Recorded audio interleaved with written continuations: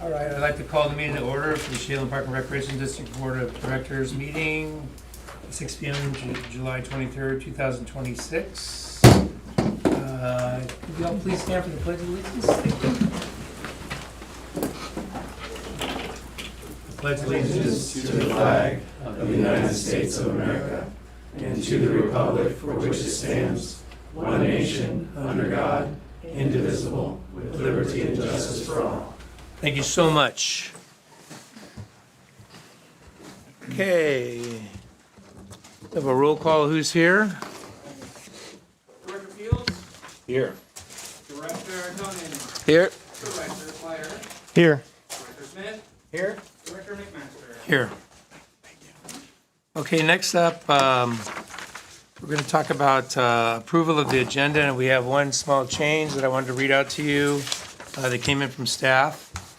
Staff request to amend agenda item XII as noted below, which means executive session to consult with counsel concerning the legal rights and duties of a public body with regard to current litigation or litigation likely to be filed pursuant of ORS 192.660 2H, and consider information or records that are legally exempt from public inspection pursuant ORS 192.6602F. We will basically have pretty much the meeting done, and then we'll adjourn to executive session at the end. So, anything else on that, or are we good? Nothing else from staff. It was just a title change for the agenda. Okay. Okay, now we have public participation. And I'd like you to read a small blurb on that really quick so everybody understands. So we have how many? Just a handful. Okay. 6. Thank you for participating in public comment this evening. The public comment period is an essential part of local government meetings. Each person will have 3 minutes to speak. There's under 10 people here, so we'll go for 3 minutes. Our governing body takes that into consideration. However, in observance of the Oregon open meeting laws, this isn't the time for dialogue, but rather time for us to listen to you. I have the sign-up sheets, and hopefully everyone's turned them in. If not, if you could do that, I'd appreciate it. Anyone joining us remotely who wishes to provide comment can notify the meeting monitor now by clicking the raise hand icon, and I will add you. The superintendent may direct staff to follow up with you regarding your comment or questions if provided with contact information on the form. Before you make your comment, please state your name and whether you live in our district. To keep the things moving, we'll be calling 2 names. The first person will speak. The second person will head to the podium. Let's be on board to speak next so we can move things along. I appreciate it. Thank you so much. Jim, it looks like we do have one online. Do we want to start with that one? I mean, that's fine. Yeah. Okay, so we have someone online. I'm not sure, I think this is the first time we've had this, so we'll see how this works. So you have 3 minutes to say your name and if you're a resident. Can you hear me? Yes. Okay. Rebecca Wallace. I'm a resident of Newburgh. Chair McMaster and members of the board. Amber Hill's resignation letter raises serious concerns about the way this district has managed its finances, human resources, compliance obligations, and taxpayer-funded operations. According to her own letter, Ms. Hill began at CPRD as a file clerk and receptionist before eventually being placed in charge of both finance and human resources. She states that the arrangement was supposed to be temporary while district created separate finance and HR positions. That restructuring never happened. Instead, one employee was expected to learn and manage government accounting, budgeting, payroll, retirement administration, employment law, audits, fixed assets, benefits, foundation tax filings, and regulatory compliance. She also acknowledged completing this work with little to no prior experience in finance and HR. This is not criticism of Amber Hill. It's criticism of the management structure that placed her in an impossible position and allowed that arrangement to continue. CPRD is a large public taxing district responsible for millions of dollars, public property, employees, payroll, benefits, contracts, facilities, and legal compliance.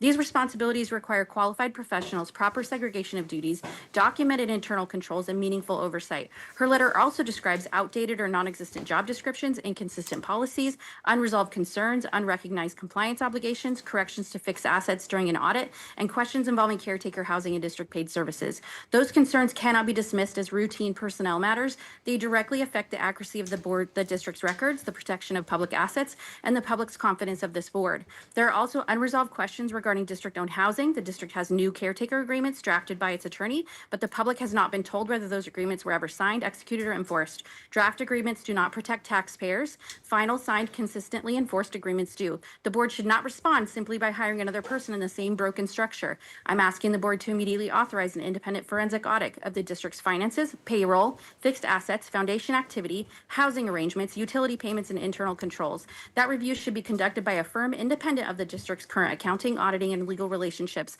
I'm also asking the board to establish and fill 2 separate qualified positions, a finance director and a human resources director. These are distinct professional disciplines, and these should not continue to be combined into one position without people that are properly trained and educated with certifications. Finally, the board should publicly explain how these critical duties were assigned, supervised, and reviewed, why the promised restructuring never occurred, and whether the new caretaker agreements were actually executed. Taxpayers deserve more than reassurance. They deserve independent verification that public funds were properly accounted for, legal obligations were met, housing benefits were documented, and adequate safeguards are now in place. This district is only as strong as its financial and administrative foundation, and right now, that foundation requires immediate independent review.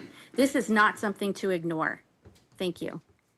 Thank you. Hey, before we go any further, could we get some more volume in here? Because that was painfully hard for me to hear. Richard, if you could try and turn up the volume for us a little bit, that would be great. Thank you.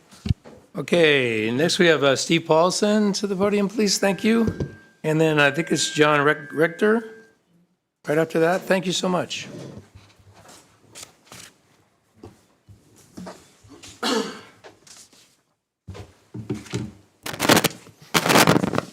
Steve Paulson, the Greens.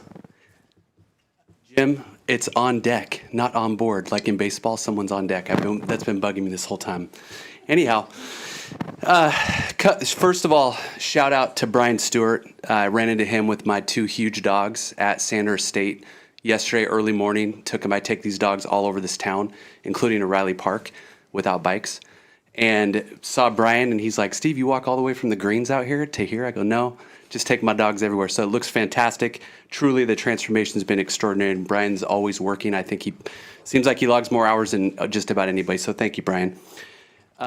Next, could Jason Fields or Matt Smith explain to the community, if you get the chance to, why bikes and horses became a mix at Crystal Ride in the first place? I've come up here for the last 6 months asking Jim to explain why this ever happened. There's rumors that in 2020, someone phoned a buddy and phoned a friend and said, hey, can we get some bikes? There's everything shut down, coronavirus. Although Shaham Glen never shut down, shout out to that place. But it was like all of a sudden someone pulled the trigger and someone phoned a friend and said, hey, can we get a bike up here? And then the rest is history, but it's never been put on the record. It would be nice if one of you 2 would explain, if you know, why this became an issue. Because again, I hate to sound like a broken record, but it's such a waste of time. And it's no secret what is going on with the ordinance, the heritage piece. It's on record. Jason and Matt are petitioners. I'm helping out any way that I can. I'm not on anyone's payroll. I don't own a horse. Grew up with them, as you all well know, and but I'm not paid by anybody. And I speak from my heart and what my beliefs and values are. So with that, 3 years ago, maybe 4, you might have seen me speaking at Newburgh City Council, and I went on the record at that point when Bill Rosacker was running for mayor, and our city council was flipped communist to non-communist, and I went on record and said I will do everything in my power to help Bill get elected mayor and to get this city council flipped for the betterment of our community, for my son that at the time was 6th or 7th grade at the time. And I did what I said, and I've helped Jason with his campaign to get elected new commissioner. And I'm going to go on record again. I'm going to do everything in my power to help these equestrian people get this ordinance and this heritage park designation for Crystal Riley Park so it can stay as it was originally intended to be for horses, hikers, walkers, and that's it. And I just want that to be on the record. I will help out and do whatever I can. Thank you. Thank you. Okay, John, you're up next, please. Thank you. And after that is Michelle Blankenheim. My name's Sean Reuter. I'm one of the 3 primary petitioners of the ordinance. I live in district and pay a chunk of taxes for CPRD. I need to address comments from the board that the petition for an ordinance was going behind your back. I'm unaccustomed to speaking at meetings like this. I was a university professor, and my students were my audience. Generally did better if they paid attention. I'm not really expecting you to pay too much attention, but I just want this on the record. Don't worry, there won't be a quiz. I have 3 quick points. First, I was on the Trails Committee for this board. Is your microphone coming in and out? I'm sorry. I'm not Okay. sure. Thanks. First, I was on the Trails Committee for this board. When we wanted to report out at the board meeting, you wouldn't put us on the agenda, and I was forced to give a 2-minute version. You didn't want to hear what your own committee had to say. Second, before we submitted the ordinance, we offered the board for review, and we're willing to work cooperatively to have better crafted rules. But again, you tabled that, waiting till after we filed to get your staff to analyze it for you. Third, and this is probably the most important, this is not an effort to do anything behind your back. In fact, the petition drive will put this ordinance on the ballot right in front of you and all the voters in the district. And if you really had any confidence that you were all on the right track, you'd let the voters vote it down and you could just go back to business as usual. Finally, I was kidding. There will be a quiz. When this initiative gets on the ballot, that will be the quiz to find out who is paying attention. Were you paying attention to all the community's interests or just a sliver of downhill bike racing enthusiasts? It'll be a harsh exam. Thank you. Okay, we have Michelle, and then next is Sheila Hannon. Michelle Blankenheim in district. As the board considers its leadership for the coming year, I respectfully ask you to consider what effective leadership really means. Leadership isn't simply about presiding over meetings or calling for votes. It means listening to all the people you represent, encouraging meaningful public participation, and building trust with the community. Unfortunately, many residents no longer feel that's happening. It feels like public input is discouraged if the opinion is not in line with some members of the board. Also, hearing some board members say they can do whatever they want is especially disheartening, as your role is to represent all of your constituents. Over the past year, we've watched public testimony, written comments, and concerns from park users too often dismissed or outweighed by predetermined decisions.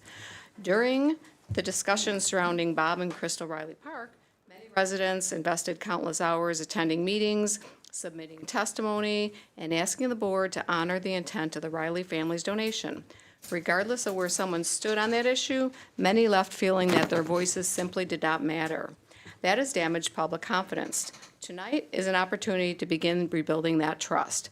New leadership would demonstrate that this board recognizes the importance of transparency, accountability, and meaningful public engagement. It would signal that differing viewpoints are welcome, that public testimony has value, and that the board is committed to restoring confidence in its decision-making. I respectfully encourage you to elect leadership that is focused on listening, collaboration, and rebuilding the trust of the community you serve. Thank you. Thank you. For the next speakers, there was a blurb up there that says, be really close to the microphone, 2-3 inches. Thank you. Sheila Hayden in district. Good evening, board members. Every organization benefits from new leadership from time to time. New leadership brings new ideas, new perspectives, and an opportunity to strengthen relationships with the people it serves. I believe the Chehalis Park and Recreation District is at that point. Recent controversies have revealed a growing disconnect between the board's leadership and many members of the public. Residents have repeatedly expressed concerns about transparency, responsiveness, and whether public input is truly being considered before important decisions are made. Whether those concerns involve Bob and Crystal Riley Park or other district issues, the common thread has been the same. Many community members no longer feel heard. That's not healthy for any public body. This evening represents an opportunity to turn the page. Electing new leadership would not erase past disagreements, but it would demonstrate a willingness to move forward, improve communication, rebuild public confidence, and foster a more collaborative relationship with the community. The people of this district deserve leadership that welcomes public participation, values transparency, and works to earn the trust of the citizens it serves. I respectfully encourage you to support new leadership for the coming year. Thank you. Thank you. Okay, next we have Wendy Sanderson.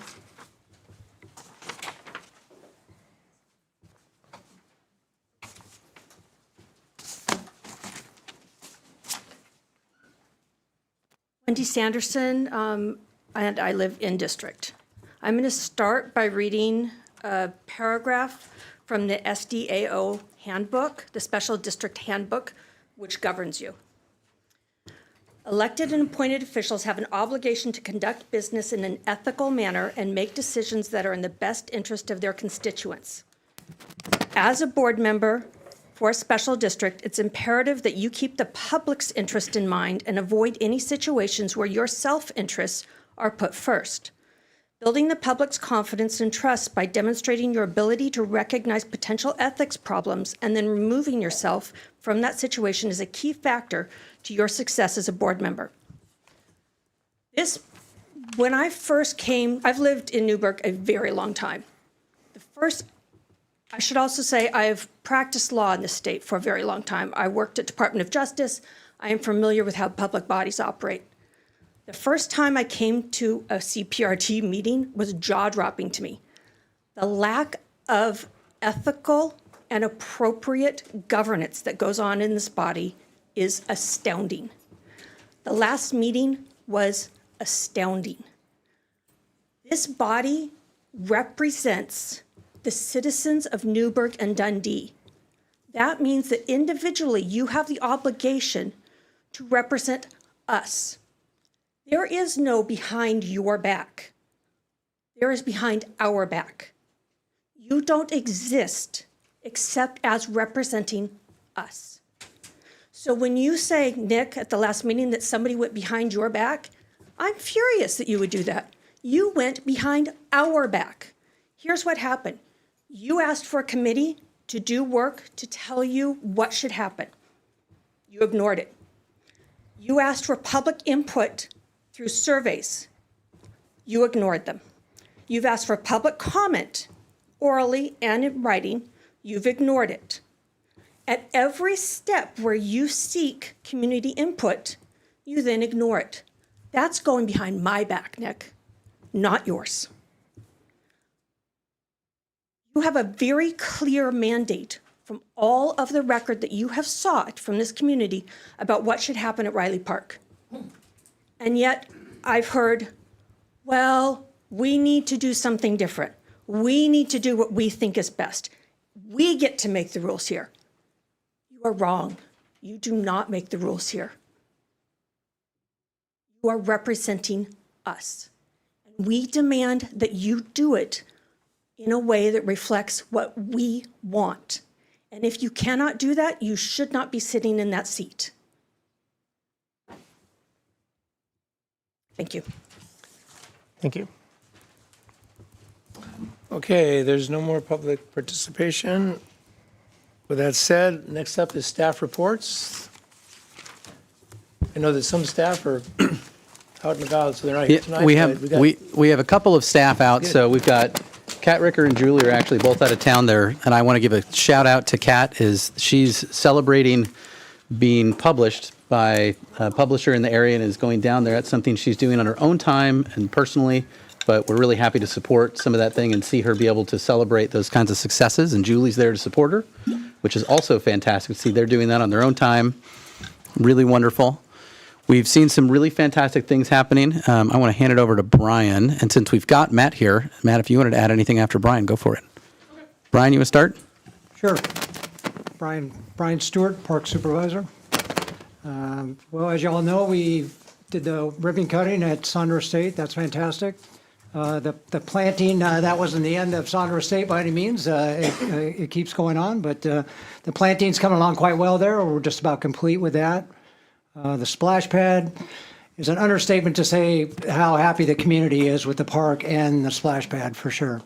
It's been nonstop from 10 a.m. to 8 p.m. at night, and it's really rewarding. I think Jan, she knows, and whatever is what she's done for the community there. It's fantastic. Some other highlights, and I was just mentioning to Matt, and this stuff is not really that important, but July rock and rolls for the district. It's probably the busiest month all year round. And you as community members, I know you enjoy our facilities, are out and about, that you realize that too. And it's the best part of the job is every month's a good month, but I think July is really special. And we're feeling that. And I think staff is doing a fantastic job to serve the community and the citizens. And we're always open for the challenge of doing better. We're not complacent by any means. Some of the things we did, we're doing some painting. It's a good time of year to do that. Of our facilities, we sprucing up the Crater ball fields with the dugouts out there and painting, and the Armory, which is a very busy building too. And this facility here is slotted to be painted soon. And speaking of the Armory, or the ball fields, excuse me, we are hosting the Nationals. We did last weekend, and we are doing it for 3 consecutive weekends. So we're very proud of that, and that's for softball. And people come from literally all over the country, but we put a lot of butts in beds, as they say, CPRD does, in helping this community out in a lot of different ways than just providing facilities. And I think that's fantastic. But the amount of work and effort that staff puts into that in all departments, not just the park, for sure, is quite impressive, and it never ceases to amaze me. But and that's coming off really well. Some of the other things, just fixing and repairing the facilities. And then also this time of year, as you all know, especially a lot of you live up on a hill, it's definitely mowing season. And we're keeping up with that. We have a lot of acres that we maintain that the district takes care of. But and we're doing a good job with that also. And then obviously you got to mow all your fields and the parks and all that.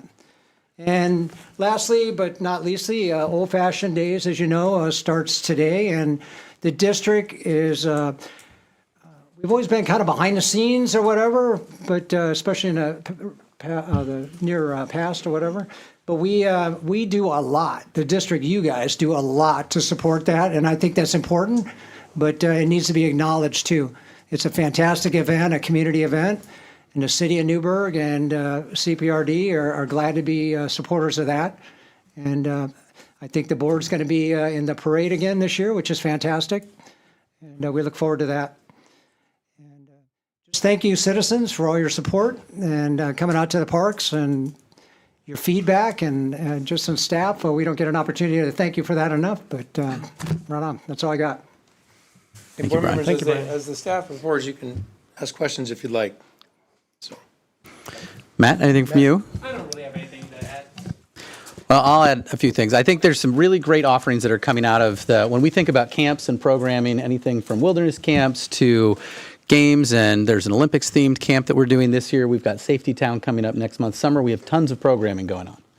And so that's something that, if Matt won't mention that some of the great programming that we've got going on, that I think that it's worth mentioning. But then we see a lot of those high-level activities. We still see the Aquatic Center, even in the summer, not just in the winter, staying busy. In the activity reports, it highlights that there's over 15,500 visitors in June. The Senior Center also staying very busy. We've had several field trips that have started meeting here so that people can come in, either if it's blistering hot already in the morning, they can come in here and sit inside for a little bit or use the bathroom before they hit the field trips. But also the Meals and Wheels program out of there. If you look at the activity report, there's over 17,000 hot meals that were served in June and approximately 450 frozen meals that were served in there. So really doing some good services through the community, and that's coming out of that Senior Center department.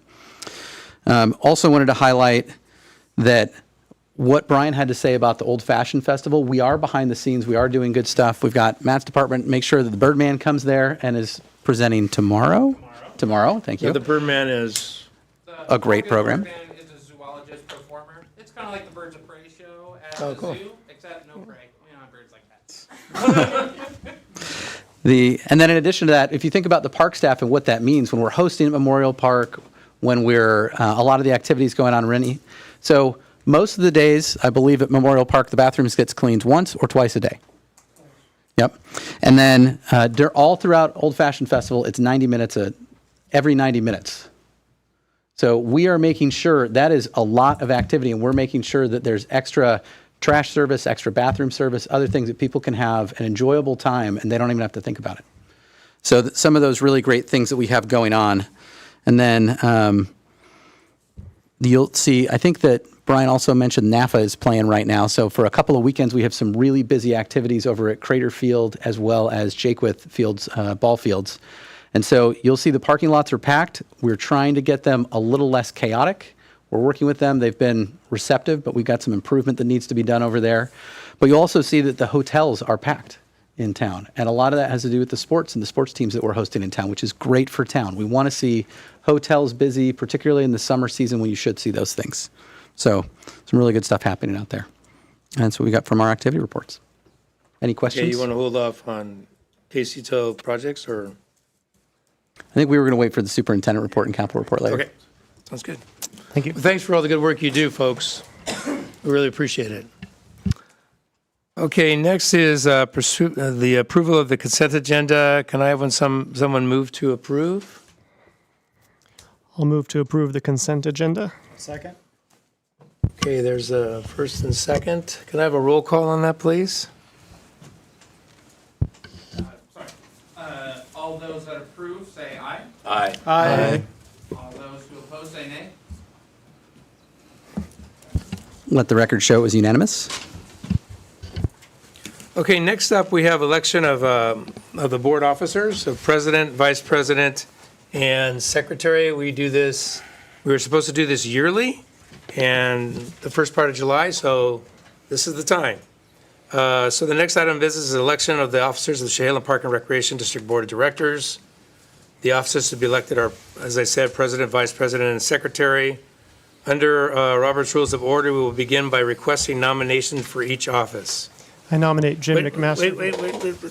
Sorry. It's okay, but once nominations have been made and the nominations are closed, if there's more than one nominee for an office, the board will conduct the election by roll call vote, with each director stating the name of the candidate for whom they are voting. Do people understand what I just, okay. We'll now proceed with the election of the president. Are there any nominations for president? I nominate Jim McMaster for president. Okay. Are there any further nominations? Yes, I would nominate Matt Smith for president. Okay. Are there any further nominations? Okay, seeing no further nominations, nominations are closed. So there's two nominees for president, Jim McMaster and Matt Smith. We'll conduct an election by roll call. Matt Compton will call the roll. Each director will state the name of the candidate for whom they are voting. All right. Director Fields, how do you vote? Matt Smith. Director Conan, how do you vote? Jim McMaster. All right. Brandon Slider, how do you vote, sir? Jim McMaster.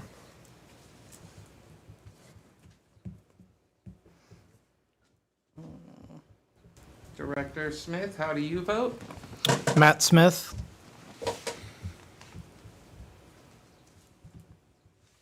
And Mr. McMaster, how do you vote? Jim McMaster. So thank you, everyone, for that. Appreciate it. And now we can move on to vice president.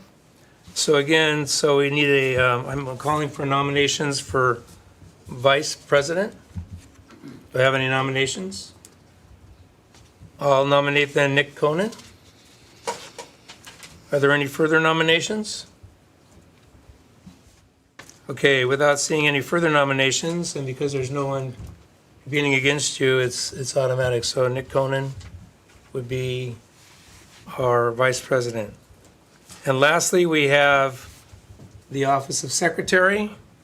Are there any nominations for the office of secretary? Matt Smith. Okay, so we have a nominated Matt Smith.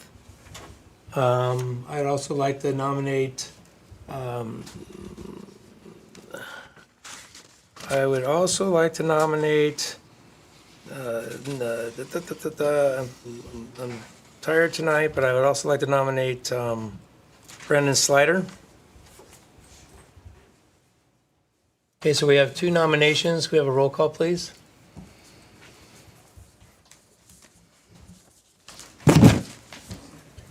Director Fields, how do you vote? Matt Smith. Director Conan, how do you vote? Matt Smith. Director McMaster, how do you vote? Brendan Slider. Director Slider, how do you vote? Matt Smith. And Director Smith, how do you vote, sir? Matt Smith. So it's Matt Smith. Thank you so much, board, and we will move on. Next, we have the liaison appointments. So, I'd like to say something here. If we can just, unless there's a reason why somebody wants to change something, if we can just leave the appointments as they are, that's what I would like to do. Unless there is any reason why somebody wants something or thinks somebody shouldn't be in something. we could take a vote on that. I don't have a problem with that unless someone wants to get off a committee.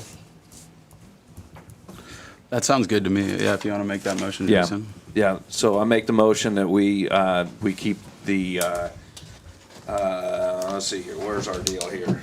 Whatever, It'd be the 225, 226 Board of Directors of Officers and Liaisons. yeah. So whatever our directors, whichever liaison they are to, we'll just keep it the same. I second. Okay, could I have a roll call vote on that? Okay. Director Fields, how do you vote? Yes. Director Conan, how do you vote? Yes. Director McMaster, how do you vote? Yes? Director Slider, how do you vote? Yes. Director Smith, how do you vote? Yes. Excellent. The vote is unanimous. Okay, we move on now. Thank you very much, folks. We move on to a scheduled Shea Island Parks Foundation meeting, and I'm going to turn that over to our superintendent.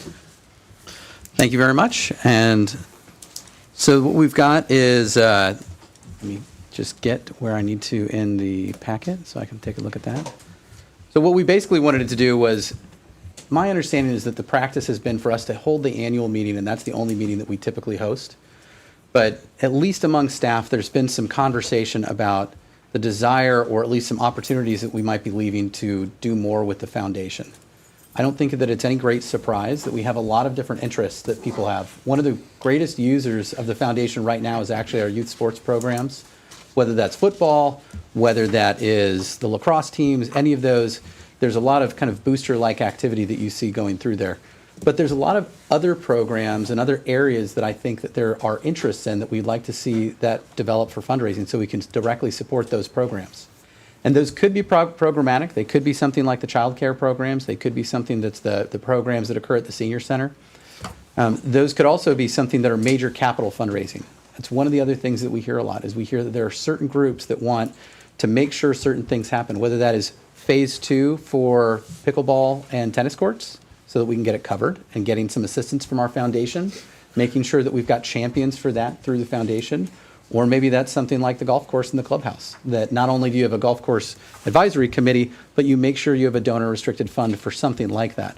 Right now, when I look at our accounts, and there are, basically we keep those allocations of which things are unallocated donations and which things are donor restricted. And we make sure that we're paying attention to those so that they're only used in the way that they're intended. But we don't actually have one for the clubhouse, which, given the amount of conversation that's happened around that, I find that surprising that we have that. So those are one of the things that we'd like to talk about. Also, it seems like it would be worthwhile to review the bylaws and consider if The board is already directly involved in a number of things, but if you would like to have additional volunteers or trustees who act as advisors to the foundation to come out, again, kind of going back to that champions for the foundation, or other kind of ways to structure things, even additional members who are fellow board members on the board. I don't know that that's been discussed or is of interest, but that would be something that during a work session of some sort, an additional board meeting, we could talk about those things. So, started talking before I actually got to the board letter that I wanted to bring up. But that was what I essentially wanted to share and see if there's an interest in kind of moving forward and having an additional couple of meetings occur to see if we can bolster the Chehalem Park Foundation, even do some general fundraising where we can do general awareness campaigns or have people donate $5 here, $10 there, do an annual event like a number of places do. Maybe that's a barbecue somewhere at one of our parks where we can really celebrate it. And if people want to appreciate us, then we do that sort of thing too. For example, we host all sorts of fundraiser golf tournaments at Chehalem Glen, but we don't host one for ourselves. So could the foundation do something like that, use an asset that we've already got? And doing something like that, we would have to be careful, so it would involve drafting an intergovernmental agreement between the foundation and the district to make sure we fully understand what it's okay to assign personnel to do, so we don't cross the line on appropriate behavior. Right now, we play very conservative. Staff do not do things that are foundation activities. And so those are basically, we don't do much. But having additional volunteers to help out with that would be an approach. So that's the sort of thing. So on, I think it's page 42 of your packet, it talks about some of the reasons for that. And so I wanted to share that with the board, see if that is of interest, and also hear some feedback if this is something that you all would like to do. Yes. Yeah. I think we're all, I think meeting quarterly, starting October 2026, Well, and could be a good starting point. it could be quarterly in perpetuity, or it could be a couple of times to kind of get that structure. But I wouldn't, one of the things I would say from staff, because it's mostly just me, and it has been our HR person helping out occasionally, because watching the books and the finances, I don't necessarily want to sign up for meetings that we don't need, but putting a couple of special meetings on the books and treating them as work sessions to talk about that and seeing what you all are really interested in. And also saying this out here so you can think about those and bring some of those ideas to that sort of a work session too, or share them with me as we get closer to something like that, so I can park those and bring those back up for discussion. So one thing you mentioned was we can add additional members to the board. What's the limit, or what's the governing Right now, rules for that? the governance is based on the bylaws, and the only board of directors that we have right now are you all, unless you appoint others. And I don't But I think said we could have up to 11. that we could have up to 11. Now, It's quite a lot. it ends up being a lot of people to get any decision actually made. The other part is it puts the board in the minority of those, and that becomes kind of a control issue, and you don't know if you want to give up that level of control by going up that high. So making it so that the board members continue to be in the majority is something. But then again, as a 501c3, most of the time the 501c3 typically has a greater level of autonomy. And so that's something we could also bring in some of different opinions and make sure that we are doing things all the right way. So it's not necessarily a bad thing to have the foundation to have some level of autonomy from the elected officials. However, there's just a change in how things happen there when that sort of thing happens. So something to think about. So there's some tax advantages too for running things through the foundation. That's right. That's correct. So I think that in the 40-plus years I've been with the district, I think that we did have the foundation for a while, and there were some volunteers that served on the board. I don't remember if the full board was there, but really the important part is that if we could advertise that more so people know that it's out there, and we have a funnel of projects or funds for different things that people want to help. A lot of people, if they're not asked or they don't know, they don't give. And so I think the foundation is super important. I know that when we were building the aquatic center, we put money that was left over from the fundraising for the aquatic center into the foundation, and the aquatic center still uses that for some things. So I think it's a really good deal. A lot of the benches around have also gone through the foundation. We have a strong memorial bench program. That's a common one for us to Yeah. do. We also do a lot of scholarships through there. through the foundation, which has been great. That's what floats some of the activities, both in childcare as well as some of the camps and other programs and sports. So all things to think about. What I can commit to doing is sending those bylaws around so that folks can look over those and give those some thought if they're due for a facelift or a change, or if just in a volunteer and awareness structure, that's something we want to do. And the other part to think about too is the foundation allows us to do things where it still is the district's obligation to do our programs, but it might be the difference between doing the base model of that or doing the very nice thing where we get to have nice things that are more than we could typically do on our own and give us that boost. So that can really be something to think about when we want to stretch to those things that we really hope to get, but we know are hard for us. Yeah, Thanks for bringing that forward, sir. I think this is something we really need to jump into. I think it's probably something that compared to other districts of our size, we're probably, my guess is, a little less active in this arena than We're not maybe too some. bad compared to, say, the comparison I usually use is Willamette Lane because I think they organize and do a great job. They do have a much bigger resident base, but when I looked at their annual tax filings, we're actually not that far off. So it's not doing terrible, but general awareness and doing a better job celebrating that we have this great avenue for people, especially what was shared with me years ago in a different foundation activity was that most people do not want to give any more money than they have to the government. But people feel differently about their parks. They feel differently about their national parks, their state parks, and their local parks. So we get to be in kind of that special place where people interact with it directly, and they might be really willing to sign up for doing something great for it. Well, I can speak from just limited time on the Sheriff Foundation Board and doing a fundraiser, which we're now going to be doing annually for the sheriff. People are very excited to be involved and to give. So I think if we can formalize some things and we get the right people involved, I would be a fan of expanding the board, especially the right people in the community who are passionate about these things, the right people who are passionate about maybe the golf course, for example. That's a big one. Some of these things that we're trying to do probably could be done if we had a really robust fundraising. So, Well, and some of it, to your point, some of it is getting ahead of it and stating what those priorities are and making a space for it, right? So the golf course clubhouse might be a good one. That letting people know that, hey, there's an option. You may not want to put extra money in, but some people might be willing to. So. Anything else? This? Okay. All right.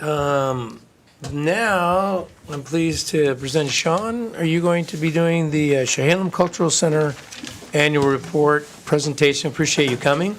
Thank you so much. Just want to introduce yourself for everyone and then go from there.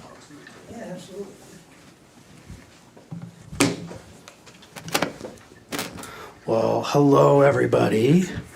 My name's Sean Andrews. I'm the executive director of the Chehalem Cultural Center. And Richard just sent me today a link to run my own slides. So we're going to see how that goes. I've never done that before. I mean, I've run my own slides, but... Embrace it, Sean. It'll be okay. Okay. He makes me do it, too. Okay. Thanks so much for letting me come here tonight, Chair McMaster, members of the board. It's my absolute pleasure to come and talk to you about the work at the Chehalem Cultural Center and the work that we do in partnership together. I think what CCC and what CPRD are able to do together for this community is a really beautiful thing. It wasn't in my planned remarks, but I think today is a really amazing microcosm over at the CCC of just like what we do. This morning, we had a chalk art party out front that was a kickoff of the Old Fashioned Festival that we participated in that way. And we had a couple hundred kids come out and make beautiful chalk art on the forecourt there, while the library had Red Yarn performing across the street. We also had maybe about 150 kids in the building doing a summer camp today. And then right now, where I came to right from here, from is the 100th birthday of one of our favorite volunteers, Margaret Talt. Margaret Talt has lived in this community a long time. I'm sure many of you have the pleasure of knowing her. She's been a long-time volunteer at the Cultural Center. It's her 100th birthday, and in fact, just 2 weekends ago, she was volunteering at the Lavender Festival, which I think is pretty darn incredible. So if I could enter into the record, happy birthday, Margaret. With that, I want to lead off with just an incredible thank you to the amazing people who work here at CPRD.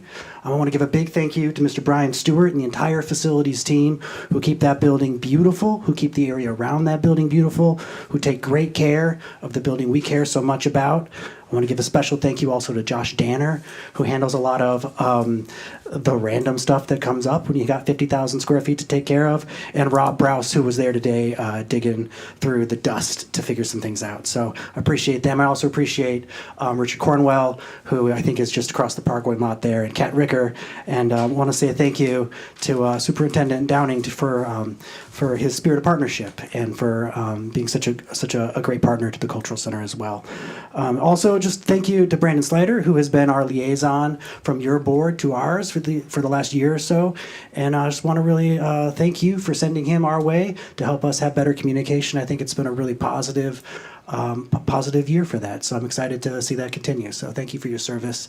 And to all of you, thank you so much for being willing to serve in a publicly elected role. It's hard, each and every one of you, and it's hard to stand in front of your community and be held accountable. And it's a brave thing to do, and it's not an easy thing to do, and a lot of people don't do it. So thank you, every one of you, for standing up, I guess, to sit in those chairs and to lead this district. And I think you all do an amazing job, and I think that we're all very appreciative of the work you do.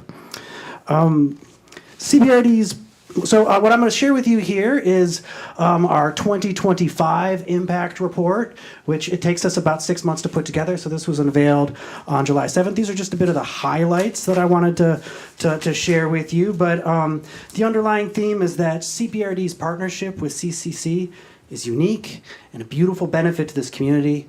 Since we opened the doors there in 2010, together CPRD and CCC have delivered over $12 million worth of cultural programming to this community that's been privately funded. And I think that's amazing.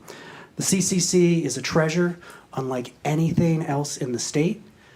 Just the other weekend at the Lavender Festival, the newly appointed chair of the Arts Commission was in town, the director of the Arts Commission, and she'd never been here before. She's relatively new to that job. And she said, "Oh my gosh, wow, every town should have one of these. Nobody else does. Why is that?"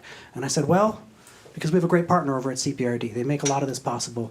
And when anybody comes to our building and says, 'How do we get one of these in our town?' the very first thing I say is, 'Well, do you have a CPRD?' And if the answer to that is no, I said, 'Well, you should find one.' Ours is taken." The big picture in 2025, we had 112,000 people come through our doors. 112,000 people walked through our galleries, used our ballroom, enjoyed our theater. That number is up about 40% over the last 3 years, and we're really, really proud of that. We have an operating budget of just about $1.3 million.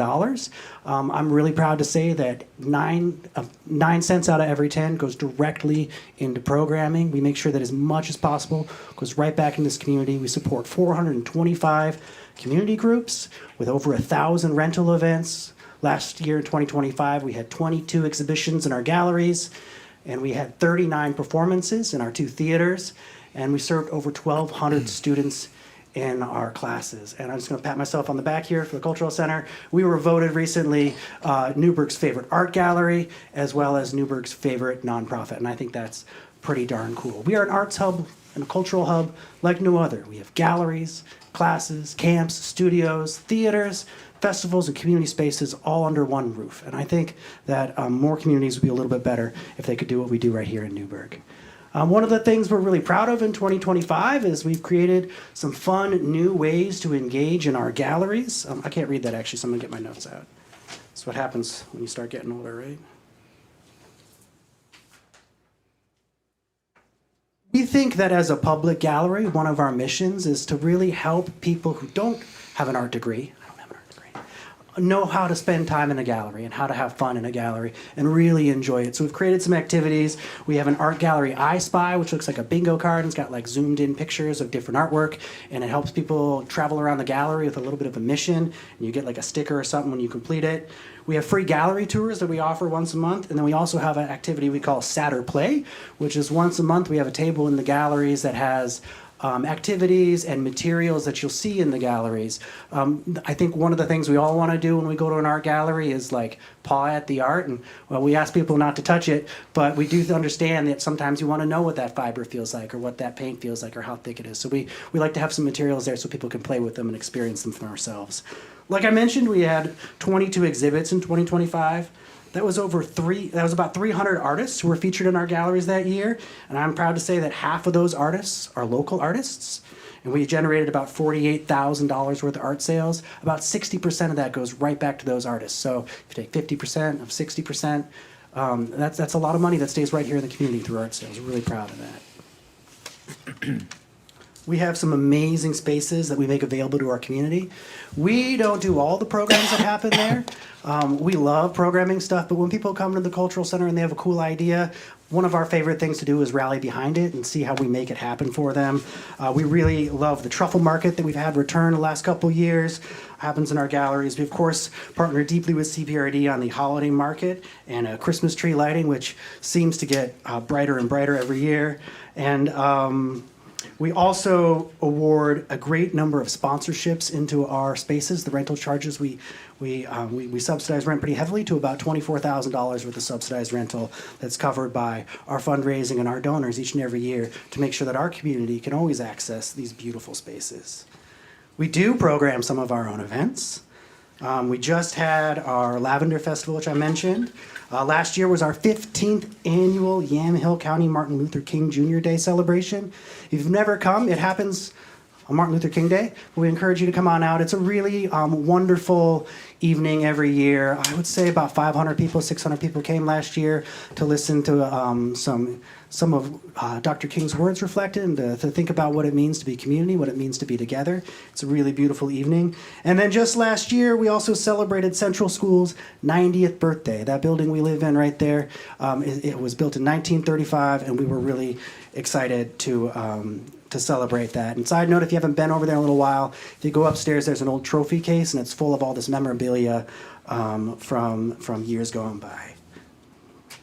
We also have a couple of exciting annual festivals that I'll highlight. One is the Lavender Festival, which just happened. This says we did $18,000 worth of art sales in 3 days. I'm excited to report that this year we did 20. That's really great in just 3 days. In 2025, we had 339 paintings from 134 artists. We also had a tea party with Lavendula, the Lavender Fairy. We had a scavenger hunt for kids, and we do a clay project in the park with anyone who wants to stop by. And then in 2025, we had our second annual Newgrass Brews and Bluegrass Festival, which is really becoming a tentpole of our season over there. This last year, we moved it from the theater alone down into the ballroom and the theater. We got a big stage, we got a bunch of speakers, we got a hazing machine and a bunch of lights, and we turned that ballroom into a really proper concert venue, and then had some shows upstairs as well, workshops throughout the building. Whenever the building is full and buzzing with activity is when we're the happiest over there. So we were super happy that day. We also have a number of performances outside of the festivals that happen at the Cultural Center. We have two theater companies that we have, what's the word for it? Escapes me. But we have two resident theater companies. There it is. Penguin Productions is one of our resident theater companies. And last year in October, they partnered with us to put on a production of the complete works of William Shakespeare Abridged, which was super exciting because we were also able to find a little bit of grant funding so that we could bus over every single middle school student in Newburgh to watch those shows. So we did 6 shows over 3 days for 800 kids. Let me tell you, that theater has never been so loud. It was super fun. It was really like, I've been there about 9 years. That was an absolute highlight of my time there to watch those kids, many of whom have never seen a play before, right? It was really special for us. And then we also put on our own concerts. You see here a couple highlights from our season. That's a real growing sector of what we do over there. We just opened up that LaJoy Theater in September of 2024, so we're very much still growing into it there, but find a lot of fun along the way. Since our very earliest days, education has been one of the tentpoles of our mission there. In 2025, we had 327 kids who took classes, 881 adults who took classes. We awarded 144 scholarships. We give away about $25,000 worth of scholarships and tuition assistance each and every year that our donors make sure is possible. And if you didn't know, the Chehalem Cultural Center is really proud that we are able to maintain a bottomless scholarship fund. And what that means is when somebody asks for a scholarship, we don't means test them. We don't think how much we have left in the bank. We just say yes, and that's all there is to it, because we think that if the ability to pay for an arts and culture experience is going to keep you away from having, we think that's an unacceptable excuse. So if you or someone you know is looking to take a class over there, please tell them they can. I came here last year and I gave you some stats, so I just wanted to stack them side by side. You can see we had about 7,000 more visitors last year than the year before, 4 more art exhibits, art sales went up, gave away more scholarships, and saw more performance attendees. So all in all, use of the facility that you all care for so deeply is on the up and up, which is great to see. And then lastly, here are some fast facts I wanted to put together for everybody, just to ground us a little bit. We started the renovations with the Cultural Center as a partner. In 2010, we opened phase 1. And then in 2014, we followed up with our ballroom and the founder's lobby back on the backside, parking lot side of the building. In 2019, we added the Culinary Enrichment Center and some support spaces. And then in 2024, we opened up the LaJoy Theater, a dance studio, a big grand new lobby. And all in all, that's about $11.1 million worth of private investment that's gone into that public building. And I think that's worth cheering and celebrating. Like I said before, we've delivered over $12 million worth of arts and culture programming since 2009. And we provide just about $1.3 million worth of programming in 2025 alone. And I want to stress this point, that's programming that y'all deliver, right? Everything we do over there is a program that CPRD also gets to cheer on about and gets to take credit for, because y'all are a partner in our work. We look at your mission to connect and enrich our community through parks, recreation, open spaces, natural areas, and educational opportunities, and we see ourselves inside that. In fact, if you read our mission, which is to inspire and enrich lives by connecting community and culture, I think you'll see a lot of overlap there. So we very much see ourselves as an expression of the work y'all do here, and are proud to do our part as well. We are proud to bring in over $300,000 in philanthropic foundation grants each and every year, and over $75,000 in private corporate sponsorship towards the activities of the Cultural Center. And this last bullet point here is actually wrong. I was using old math, and I went over to there's a National Arts Foundation that does a lot of data and research. We participated in their most recent study. And I went and checked my math, and this is actually wrong. We generated about $3.3 million worth of economic spending in the region. That's on top of the $1.3 million that the Cultural Center spends on programming. So when you put that all together, that $3.3 million is money people spend on their way to and from the Cultural Center. Maybe they go out for dinner before a show. Maybe they go out for drinks afterwards. Maybe they stop in along at some of the shops along the way and spend their money and keep that right here in the community. Because this community I love, this community I know y'all love, and I couldn't be prouder to do my part to serve the fine people of Newburgh and Dundee. So with that, I want to say thank you, and I'll be happy to answer any questions you might have. You have questions?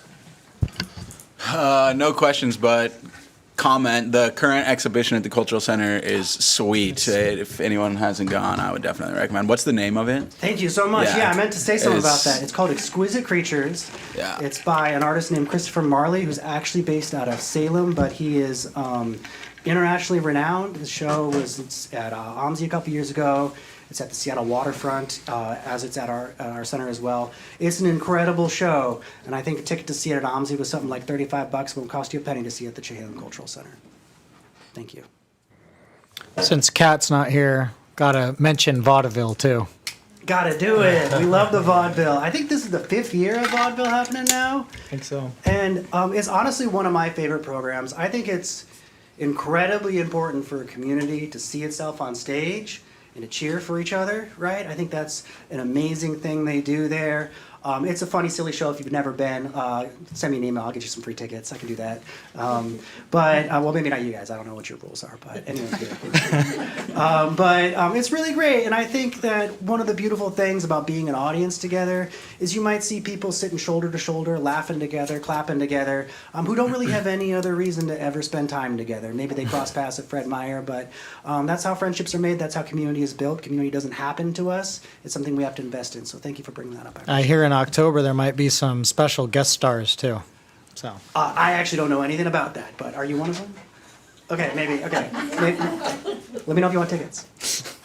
Thank you, Sean, for all you do and your staff. I mean, your staff is knowledgeable and compassionate, and I've had a lot of questions answered by them, and my kids love the building. I love the building. The sidewalk chalk was so much fun this morning, other than coming home to have to change everybody's clothes. But yeah, thank you for all you do. Thank you. It's been a joy having you on the board, and it's really great seeing you and the kids there. So thanks for coming. I've just always been amazed at the folks that are into culture and art and how much they'll give back and how much they've given back to that center for our community and for your programming. And I'm also really, it's really exciting to see how many scholarships you give to our kids throughout the community. That's just amazing. And I know that those folks appreciate it, and we definitely do. So thank you for doing that. You're very welcome. This is why we do what we do. So I wanted to, Sean, I do not have a question for you. I wanted to express appreciation for Sean and his team. They have been, in my short time here, very welcoming, very open to strengthening the partnership with CPRD. And Sean and I have talked a lot about what can we do to make sure that that connection and that relationship is understood. I think what I would like to see is the district more clearly and proudly and loudly advertise that there is a relationship, that we have them there on purpose, that they get to be there because it's good for the community, and we get to be a champion as part of that partnership for public access in the arts. So we can do that, and we can have that be our guiding light in that relationship. And we think about those things when we look at the Camellia Festival came back this year in a very robust manner. We were very pleased to see how that went, from the run to the performances to the markets to the plant sale, all of it. And there was a ton of foot traffic. People were there all day. And that was something that Erin said very loudly to us because her vendors told her so. They were happy all day long while they were there for the Camellia Festival. And that's part of the City Flower. So that gets to be part of our civic duty in celebrating that way. And we've got a great place to do it and great people to do it with. Then you add to that some of that other civic aspect, whether it's Tunes on Tuesday in the forecourt as a plaza type space that most communities don't get to have in the United States. That is unique in terms of a gathering space like that. Or things like candidate forums or the MLK celebration and those sorts of things. Those are civic things. It's appropriate and really needed for CPRD to be there. But also when you've got gallery showings like Exquisite Creatures or any of the showings, when those are available every day for people to just take a walk. When I was working at the city, one of the staff that worked with me on her lunch break, at least once or twice a week, she would stroll from City Hall and just walk around in the gallery because she could, and anyone can. That is a fantastic amenity for the public. And then some of the things, the growing performances because of the theater space as well as the ballroom space from Chehalem Valley Vaudeville, but then we've also got festivals. Seeing something like Newgrass, it's not unusual to see large community events like that, to see a parks district, but we have a partner that frankly gets to do a lot of the lift and then we get to celebrate it. There is nothing wrong with that, in my opinion. So the public gets more, and I think that's a good thing. And then we've even used it for some of our own special events and things like that. So we hosted the dinner with the Mid-Willamette Valley Council of Governments when they do their local governments, and it rotates throughout the Tri-County area. And we get to be a host, and we get to enjoy that and really celebrate where we live and share that with on a regional basis as the gem that it is, as a historic landmark and a beautiful resource that's got this whole new life to it. So I think that's great. And when I tell people about that relationship, I really emphasize that we get to bring that stability lens as a local government, and they get to bring the flexibility as a nonprofit entity. And I think those two missions, which Sean highlighting that connection aspect, helping people connect, whether they're connecting to parks and recreation or arts, humanities, and culture, I think those are great things for the public. So, Sean, thank you. You're very welcome, and like I said, we love seeing y'all come by the center, so I'm there more hours than not. So if you want to knock at the front desk and say, hey, I'd appreciate it. But please, come check out the shows, catch a concert, stroll through the galleries, take a class. It's a lot of fun. So thank y'all for having me tonight, and good luck with the rest of your meeting. Oh, Thanks for yeah, I'm coming. sorry, I didn't mean to. Thank Okay, you. cool. On that, Anything else from the board? Any other questions? We good? Nope, we're good. Thanks so much for thank you coming. all. Appreciate it. Okay, next we have a staff presentation for Rules and Regulations Project. Letty, you're on.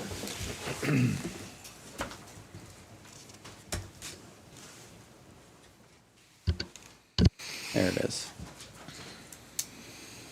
So what I wanted to highlight, and this is just going to be a verbal presentation. I don't have a slide deck to share with this because it's a project about rules and regulations, and there's only so many ways that I can dress up our rules and regulations.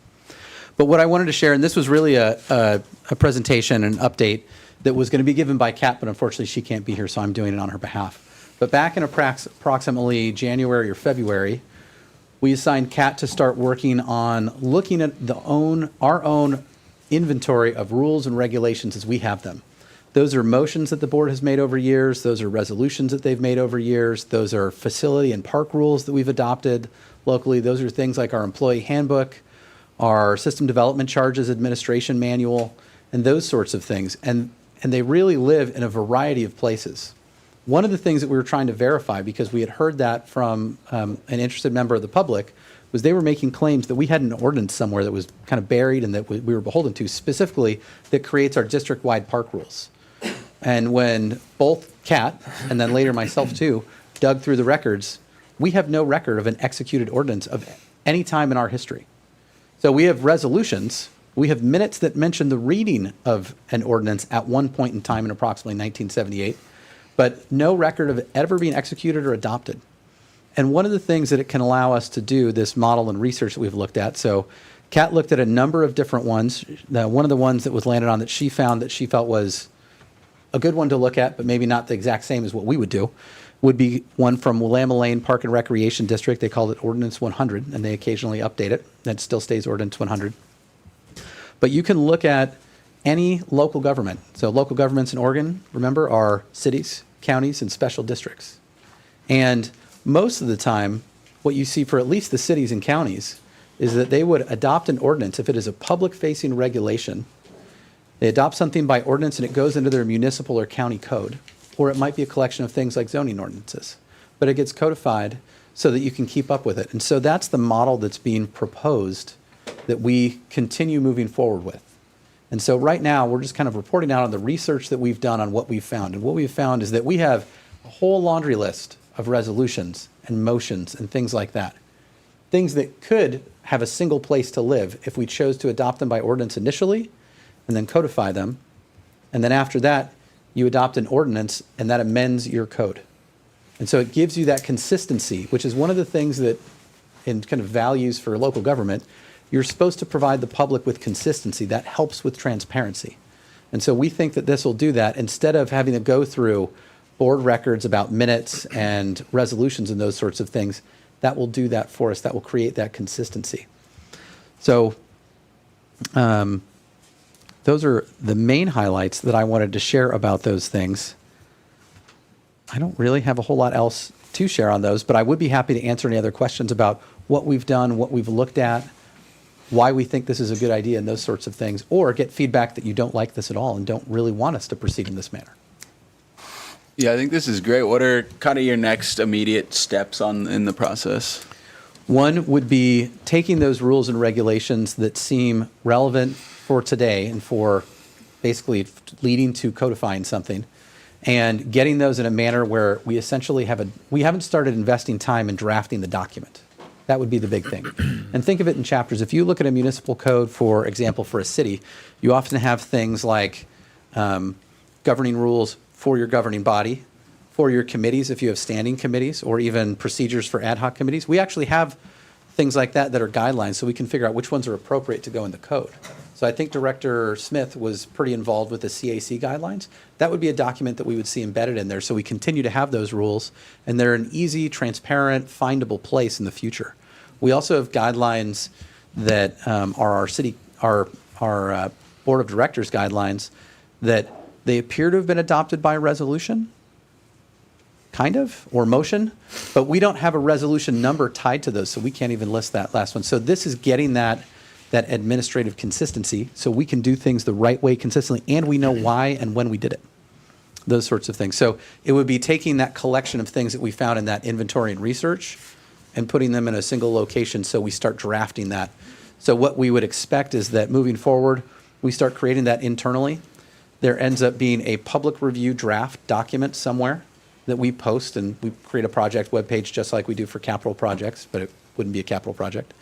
And we invite the public to tell us what they think, so we could do some outreach for this, and then also bring it to the board and get your thoughts on these things. See if we're headed in the right direction, if there's anything that's glaringly missing, if there's anything that seems like maybe something is that we're proposing at the ordinance level and it seems like maybe it could be handled administratively. That dichotomy of board adopted and administratively implemented is what we're looking for, but some things should be done administratively and some things should be done at a public meeting by the board. And so getting that policy and regulations up here, administration and rules, which I'm putting rules in a smaller tier than regulations here. But if you think about it at the state level, we've got ORS and we've got OARs. ORS is what the electeds adopt. OARs are what the agency used to guide their actions. So that's the sort of thing that we're trying to do. And so it may involve, as we start drafting this document that's going to be that first ordinance, that we end up creating something like a policies and procedures guide that is also publicly available, but it's more that administration side. But it gives that consistency for the staff and their interactions with the public as well. And we're going to try and right-size it also, not try and create a giant headache for ourselves or the public either. So that's kind of the next steps. Yeah, I'm just going to say, if you don't have to reinvent the wheel and you look at those different agencies, whether it's Willamette Lane or Tualatin Hills and all those other folks that have gone through this, that, I know you've already probably looked at that, but that will save a lot of time. We have, and it's one of the reasons we highlighted Willamette Lane. They've got a CAPRA certification, which is an agency accreditation that we haven't achieved, and we could choose to go for that, but we can also just go look at all the good work they did, and we'll do version 2.0, because they did all the hard legwork of doing version 1.0.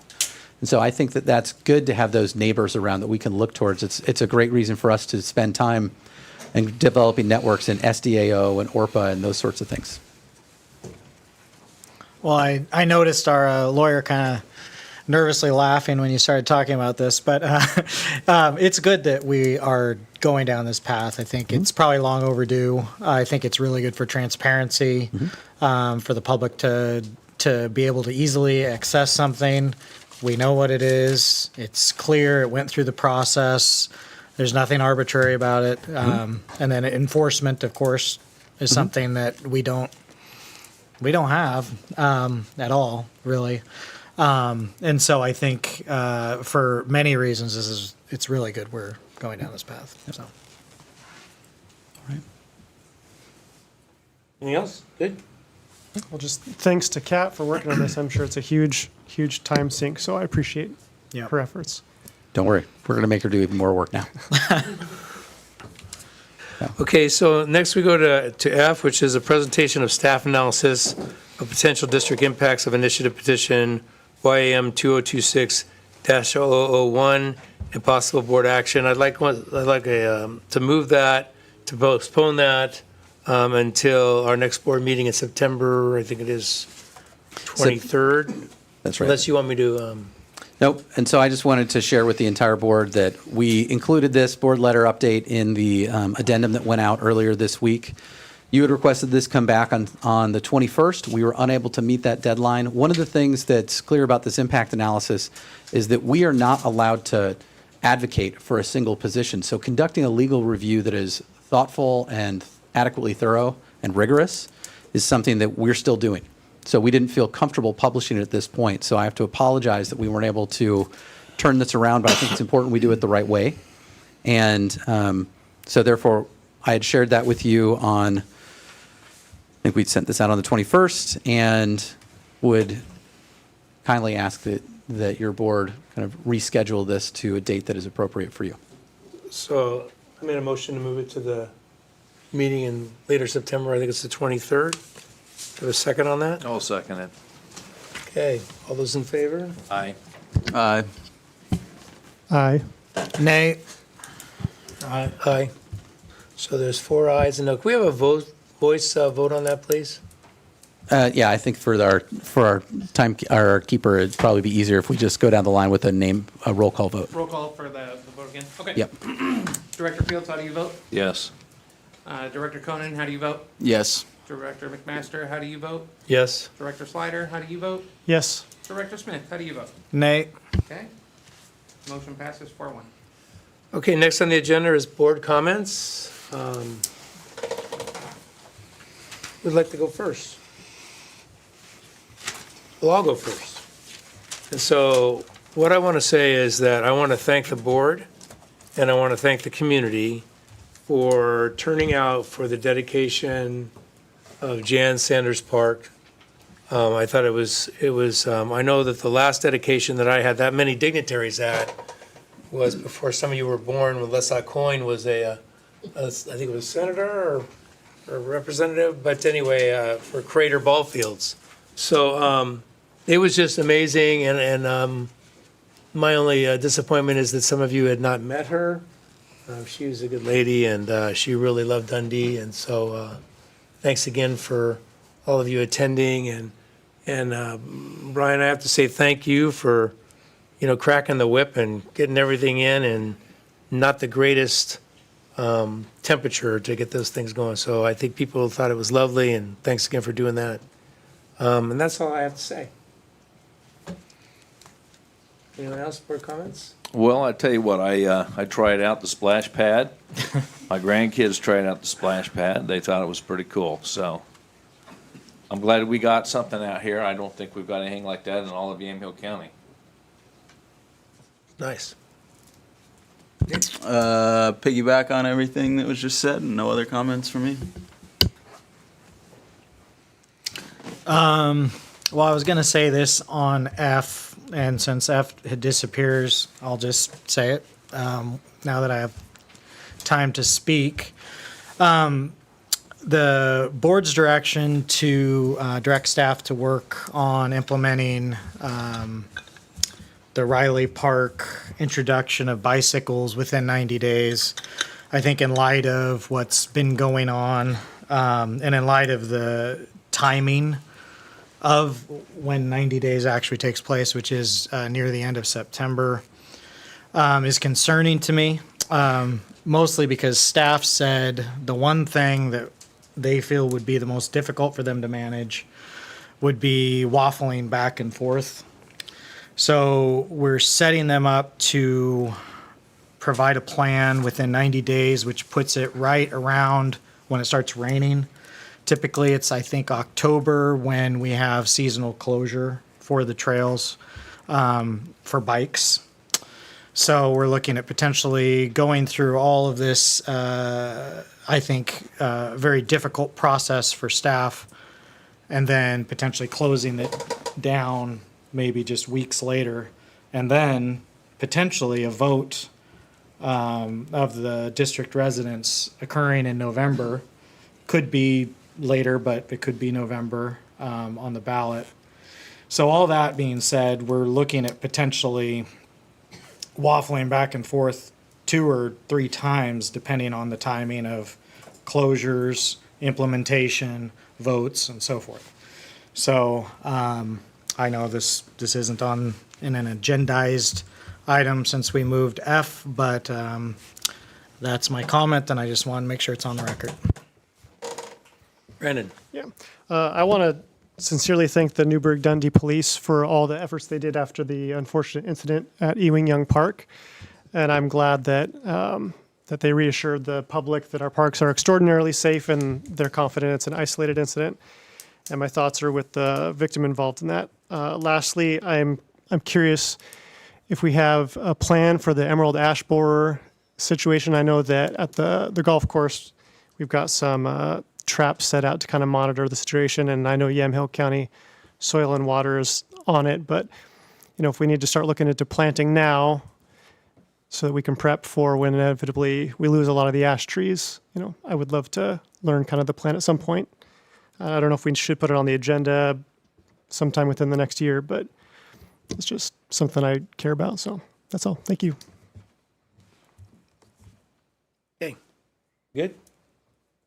All right, next we have, under old business, citizen advisory comments, updates for the golf course clubhouse, the CAC. So you have a presentation? No PowerPoint, that's okay. Just a quick verbal. I'm Corey Asbell, in district. I'm the current vice chair of the Golf Citizen Advisory Committee. I'm speaking on their behalf as we have formulated a recommendation to the board and staff. First, directors, thank you for putting the CAC committee together to begin with, as well as thank you for allocating the funds and the resources for the feasibility study to evaluate for a new clubhouse in Third Nine. The feasibility study returned earlier this year, the exact date I don't have, but earlier this year, and found this projects to be indeed feasible. I will go as far as to say this is a no-brainer, and let me explain.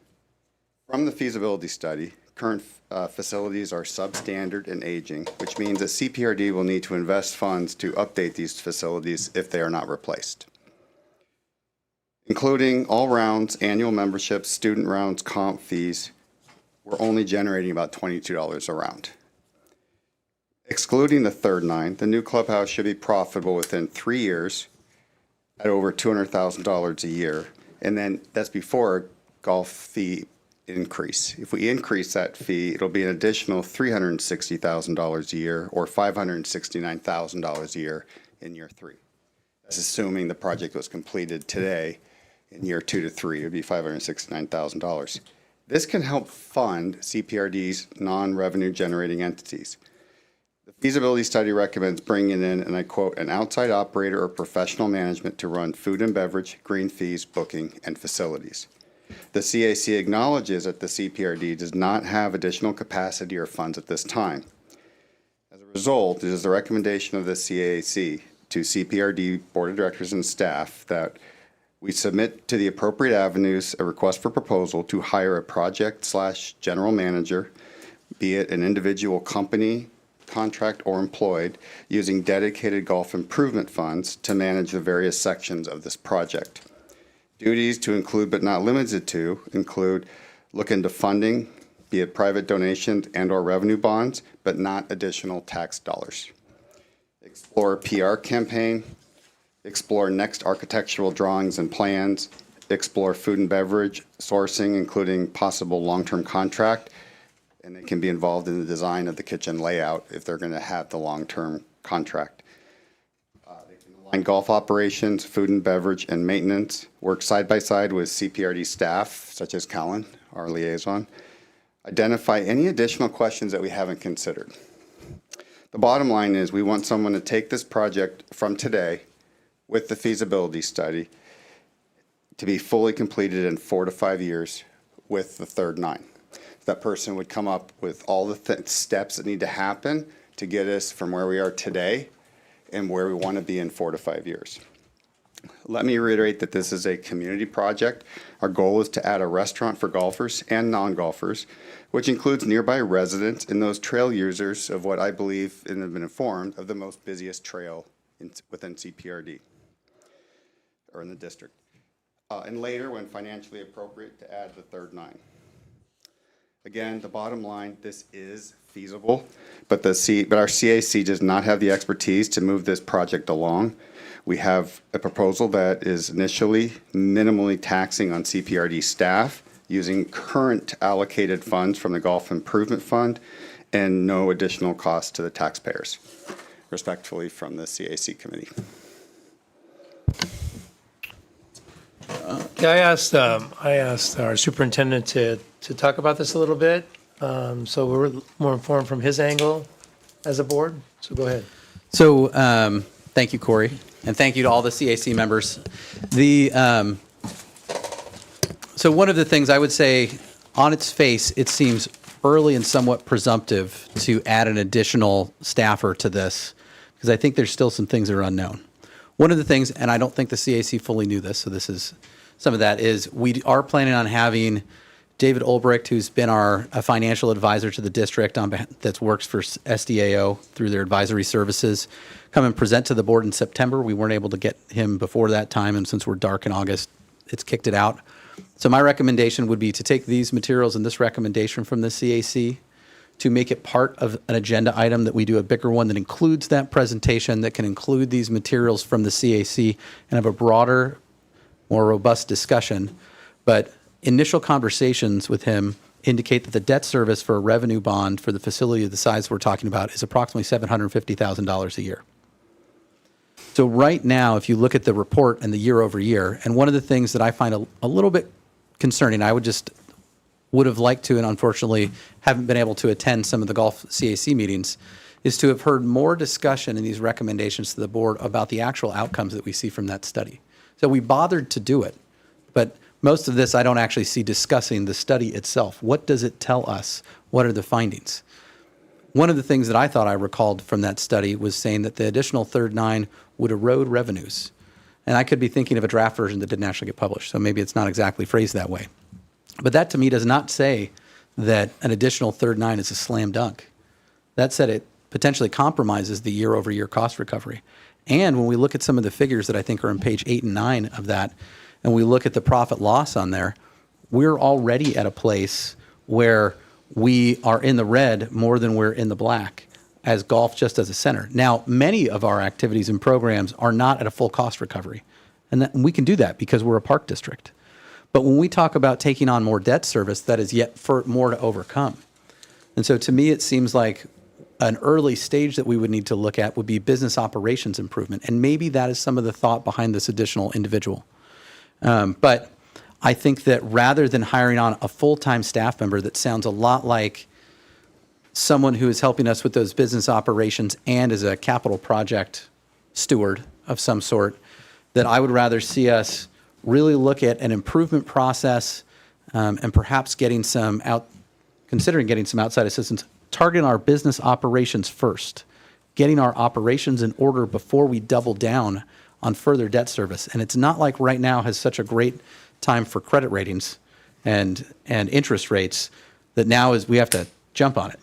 So I think that we've got the time. We could hope, I don't know if there's going to change anytime soon, that interest rates get better. That would be great.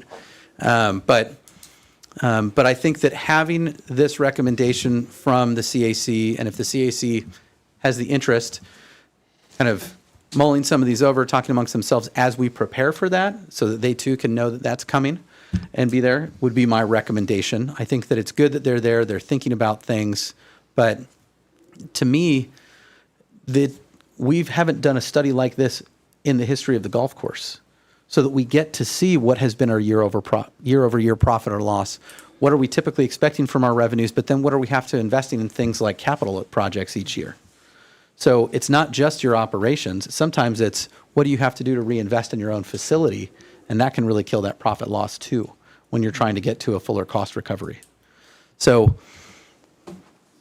and one of the other things that I would also put back, and Corey, if you want to be the messenger to this, it would be great to hear more about in detail what some of those takeaways for the CAC members were from that feasibility study. Because that profit loss, it certainly was a big one for me. I think that we couldn't really, the financial planning aspect of things was not intended to be the heart of that study. And that's why we have David Ulbricht coming in. If the board's interested, we could also find a way. We can do the meeting however you want, or we could do something even like a work session that's joint with the CAC if you have a desire for it, where David Ulbricht joins us and they're also present, and that could even be a portion of your evening if you have an interest in that and being there in the same room. So there's different ways I think that could move forward, but I would be fine with making that a bigger, broader topic to make sure that the CAC can be part of it and make sure that we get some of that knowledge, because to me the biggest concern is the financing gap. And I want to point out that we have years of capital projects ahead of us that have commitments at different levels, whether that is ones that we've already initiated, ones that have grants tied to them, or other ones. So it becomes a question. And our SDC fund has already gone down substantially. It was supposed to, but that has happened. And we do have some development going on, particularly in Newburgh, potentially some stuff in Dundee before long, although I don't know what their SDC on commercial activity is. But for Newburgh in particular, the construction is going to help prop that up. but we've got other things we need to invest in as well. So do you have a recommendation from the board, from the superintendent on this? For the superintendent, I would say direct staff to include these materials in the presentation that the board will receive in September. And then what would be good to know for staff is if the board would like us to modify that meeting so that you have a joint work session with the CAC as part of that agenda item, so you and the CAC members get to talk, or if you would prefer to keep it as your meeting and have a representative on behalf of them. If that's something, it gets to be a little funny shaped and it'll take up a big chunk of your meeting. So I don't know to what level there's an appetite for that. Our meetings have been pretty long the last several months. Yeah, I do think it would be advantageous to do a meeting with majority of the CIC here. I think it'd be something for all of us to be in the same room and all here together and can all put our heads together on, how to make this work. And you're saying the work session specific to a presentation from the finance? To me, that would be part of the joint work session. So what I'm picturing is in your agenda, we would just run a regular meeting. One agenda item is a joint work session with the CAC. So you begin the meeting just as yours, then they basically convene alongside you, and then they adjourn and you continue your meeting. Yeah, I agree. Just to clarify a couple things, Clay, if I could. So the CAC has different areas of expertise from people that have done construction for many years. I've been a project manager, but I come from healthcare, know nothing about restaurants and golf course. So there's a lot of expertise that wants to contribute, but there's a lot of things that we don't have experience in, finances, PR, operations, stuff like that.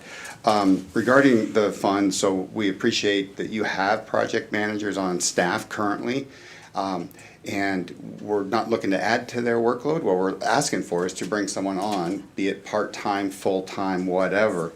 But also not to further tax the budget that you have, because we have the Golf Improvement Fund, which is earmarked for this sort of thing. So my hope is, or our hope, is that this isn't going to be a line item that you're going to have to carve out funds for. They're already earmarked for it. And using those funds to explore all these different options, including the financing. And then just to clarify on the third nine, the CAC had a healthy discussion around when should we do that, and we agree with the feasibility study that it might be a good idea to do that at a later time if financially feasible. So if we build the clubhouse first, which we felt within a couple of years should be profitable, then see what the numbers are. Should we then consider building the third nine? But the CAC's opinion is not to do both at the same time. Okay, and that's a helpful clarification, because keeping it on our radar, just the property in and of itself does not necessarily cost us a whole lot operationally. And completely understand we can't expect the CAC to be a technical expert in every member and everything that we need. And getting an understanding of exactly when you say what that outside assistance might look like is good. But I do want to clarify, the golf improvement fee is for the golf course. It is not necessarily for new development. And again, what we saw in the study was that the profit loss was in the red more than it was in the black. And when it was in the red, it was a lot deeper in the red than it was into the black. So that golf course improvement fee, one could argue, we're accruing it and we've only done direct spends on things associated with this study, but it is there for the golf course overall, not necessarily just for new development. Yeah, so we use it for the feasibility study, which included the clubhouse. We just want to kind of continue down that road because it's for the golf. It's also for the community, as we feel that the new clubhouse would benefit. Thank you. So we can look forward, I'm sorry, go ahead. Do we know the approximate balance of the Golf Improvement Fund as of now, ballpark? Casey, do you happen to know that? I don't know if we've gotten that. We did talk to Kellen about doing essentially quarterly reporting at least with you guys, but have you seen anything since then? That's not helping. Yeah, I don't want to throw it out if we don't know. We can, what we can do though, and this would be good for both the CAC and the board, was we can make sure that we're up to date on what that balance is when we get there. And I don't think that's beyond the realm of possibility. That should be doable. Yes, it was just shy of 300,000 and generates just shy of 100,000 a year. But the feasibility report says we should be collecting in upwards of 160,000 a year from that fund. Cool. Okay, so we can look forward to possibly something in September-ish, October? September is what I'm going to shoot for. And Corey, if you want to share that with your fellows or ask Kellen to spread the word and get that date, that would be great. But I'll try and remember to do that too. Yes, and whatever the board can do in preparation for that meeting, if that can come down through Kellen or yourself, just so we can do as much homework in advance to Yeah. make that as productive as can be. We'll try and make sure we do. Thank you for coming. Thank you, Appreciate Corey. it. Thank you. Thank you, Bob. Okay, next on the agenda, we have superintendent report and project updates. Casey, you want to go first? Or you want me to go first? Okay, well, I don't know. Makes it seem weird. So one of the things that I wanted to highlight, and I don't think that I put this in the written report, but we are struggling in the recruitments that we've got going on. So we've had the HR coordinator position up since early June. We've had one candidate get all the way into negotiations and then decline. So it's starting to look, initial efforts in the recruitment have failed. We're still trying. We still have another batch of candidates that we're interviewing right now before I leave town for next week. And so the candidates that we have are good, but I've got some concerns. And as we came into this in particular, and I think that Amber Hill's letter talking about her experience, although I do not agree with every part of it, there are certainly things that are completely honest about her experience. And that position has been asked to do a lot and has been asked to do a lot for years. And so having something, so an HR person, if we want someone who's solid, who knows the issues that we have to deal with as a district, that helps keep us safe and keeps risk low for us, and helps also make sure that the employees are getting the benefits that they are entitled to, payroll and other aspects of things are done correctly and consistently, then that's the sort of thing that we might want someone that is more at a director level rather than at what we call a coordinator level. And I will highlight in our pay grade and schedule, we use some language that most organizations don't use. We use the term coordinator to mean something like program manager or department manager. And that's just how we use it locally, which does make it hard to recruit.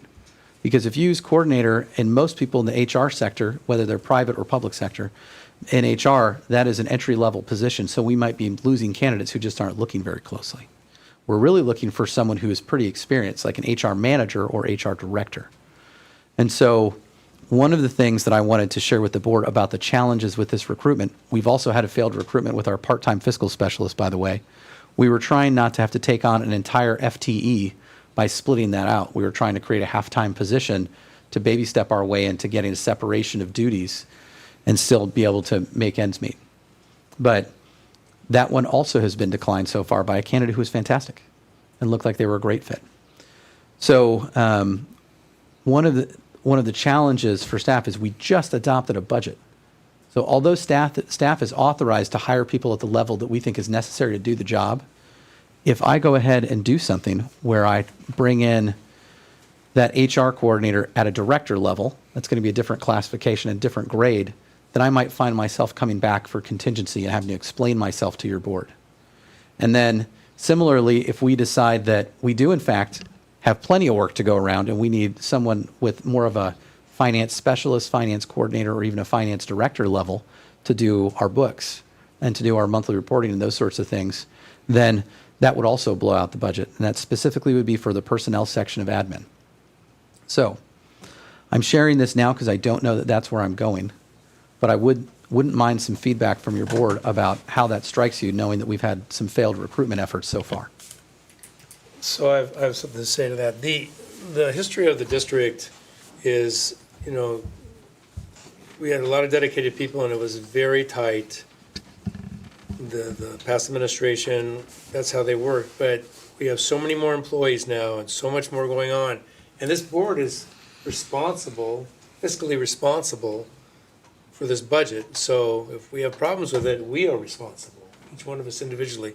So I want to make sure that the board understands that. And I also, I haven't seen, the prospectus on our finances for the last 2 months.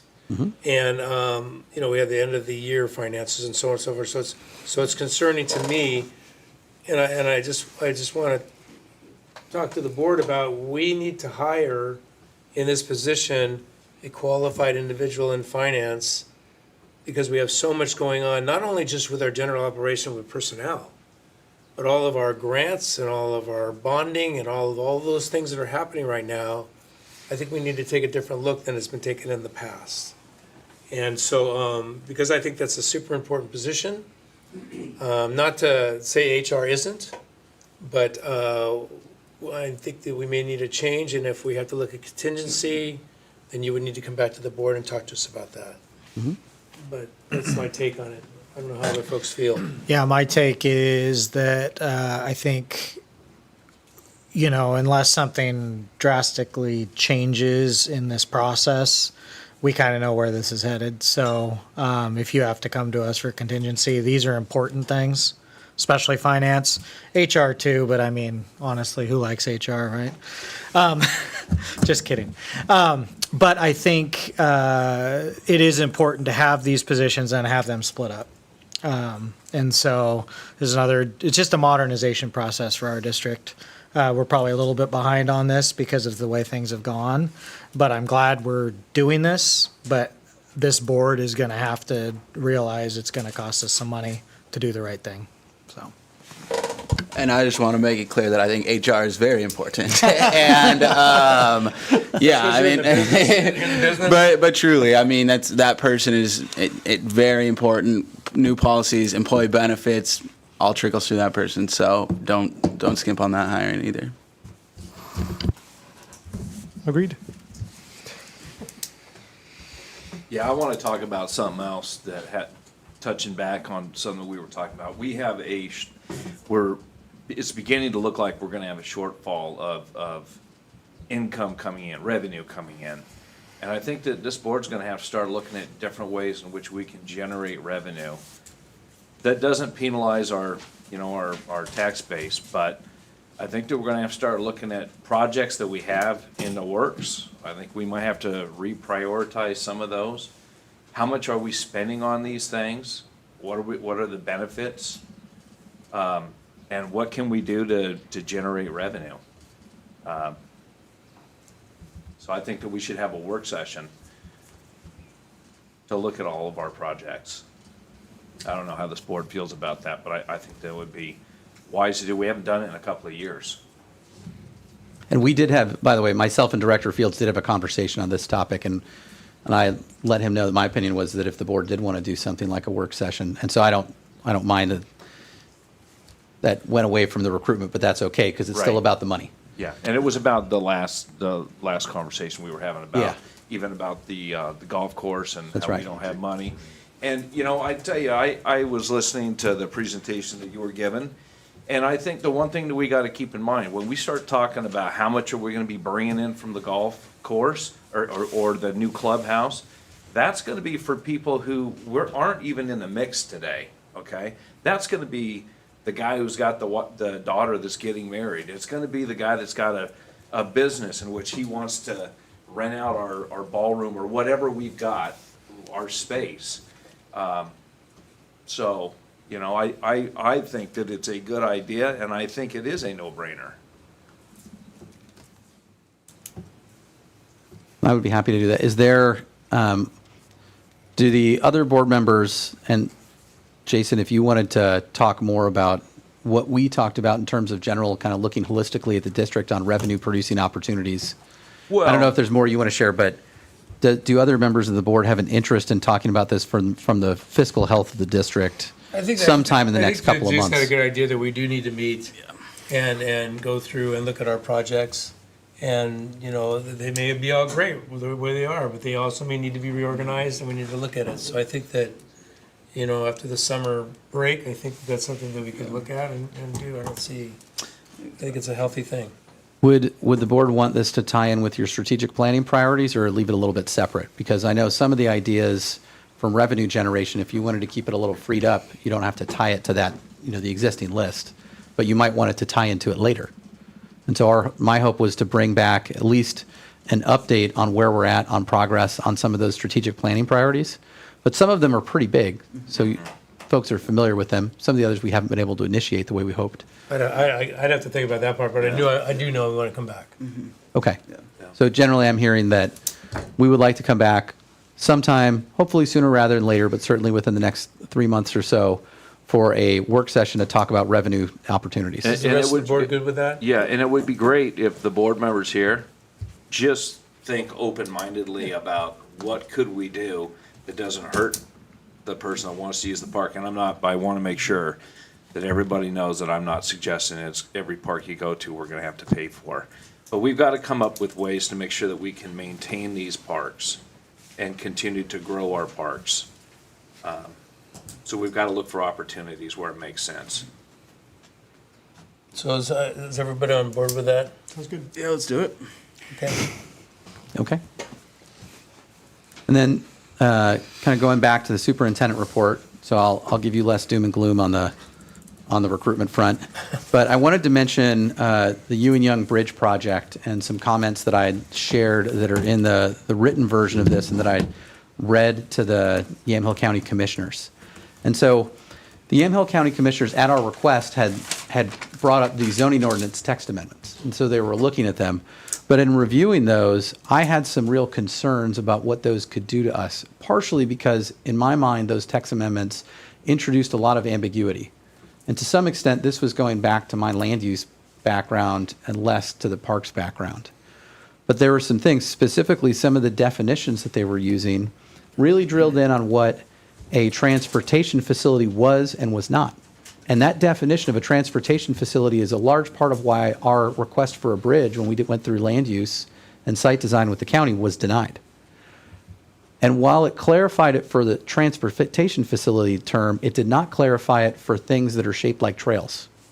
And so for that, it actually made it more ambiguous, that they didn't have a defined term.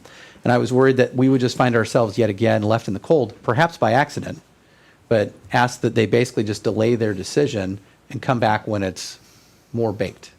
And it's done more. We've looked at that more closely. And so they said they would continue working on it. They would come back within 90 days from when those that hearing was held. And if I'm looking at that right, that hearing was on July, I think it was, I have a hard time believing it was July 9th, but maybe it was. It was July 9th. It was the same night you guys had your last meeting. So they're still working on those. In addition to that, there were some issues that also from ours, that their comprehensive plan and our statewide land use goals are supposed to be big, high-level pillars for what they say that they will do. And it seemed like there was some consistency and some lack of explaining why the changes were being made. So I asked for those things to be explained. Also, one of the concerns I had is that the proposed language basically turned a road and transportation facilities into a conditional use in every single zone that was mentioned. And there were several of them. And why that's a problem is a conditional use is supposed to be something that's kind of unique and might impact someone, and so you condition it so that it has to do these conditional things to make sure it doesn't do anything bad. But you're not supposed to do that to everything when it's just normal development. You're not supposed to tie the hand. So it seemed like too much government getting in there, and it would ensure that even if we rezone the park to something like Parks and Open Space, we still had to go in and go through a conditional use permit review to do things. The point of doing a zone change, if we chose to do it, because that was something that we've talked about and that I talked about with their planning director, that we'd be open to doing a rezone of that property, but there has to be a benefit to doing so. And so if they make it a conditional use anyway, we're in the same boat that we are now,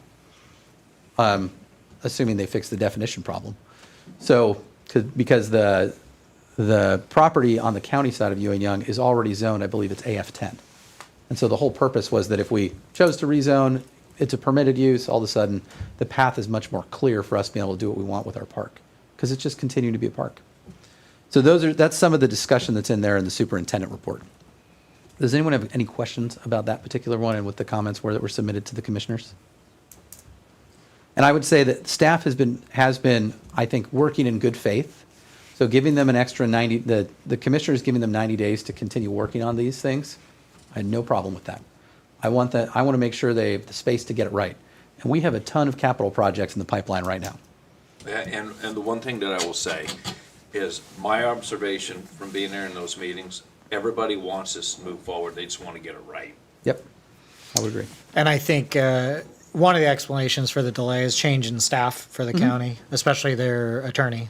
So they now have someone who just came on board, I think, in the last few weeks, who's a specialist in the specific land use issues, and very, very thoughtful and good. So, positive information. I Right. think. And both she and their planning director, they were very responsive when I first came on board with us approximately a year and a half ago, and were good at advising and even making suggestions on, hey, have we explored this option that might be simpler and that option?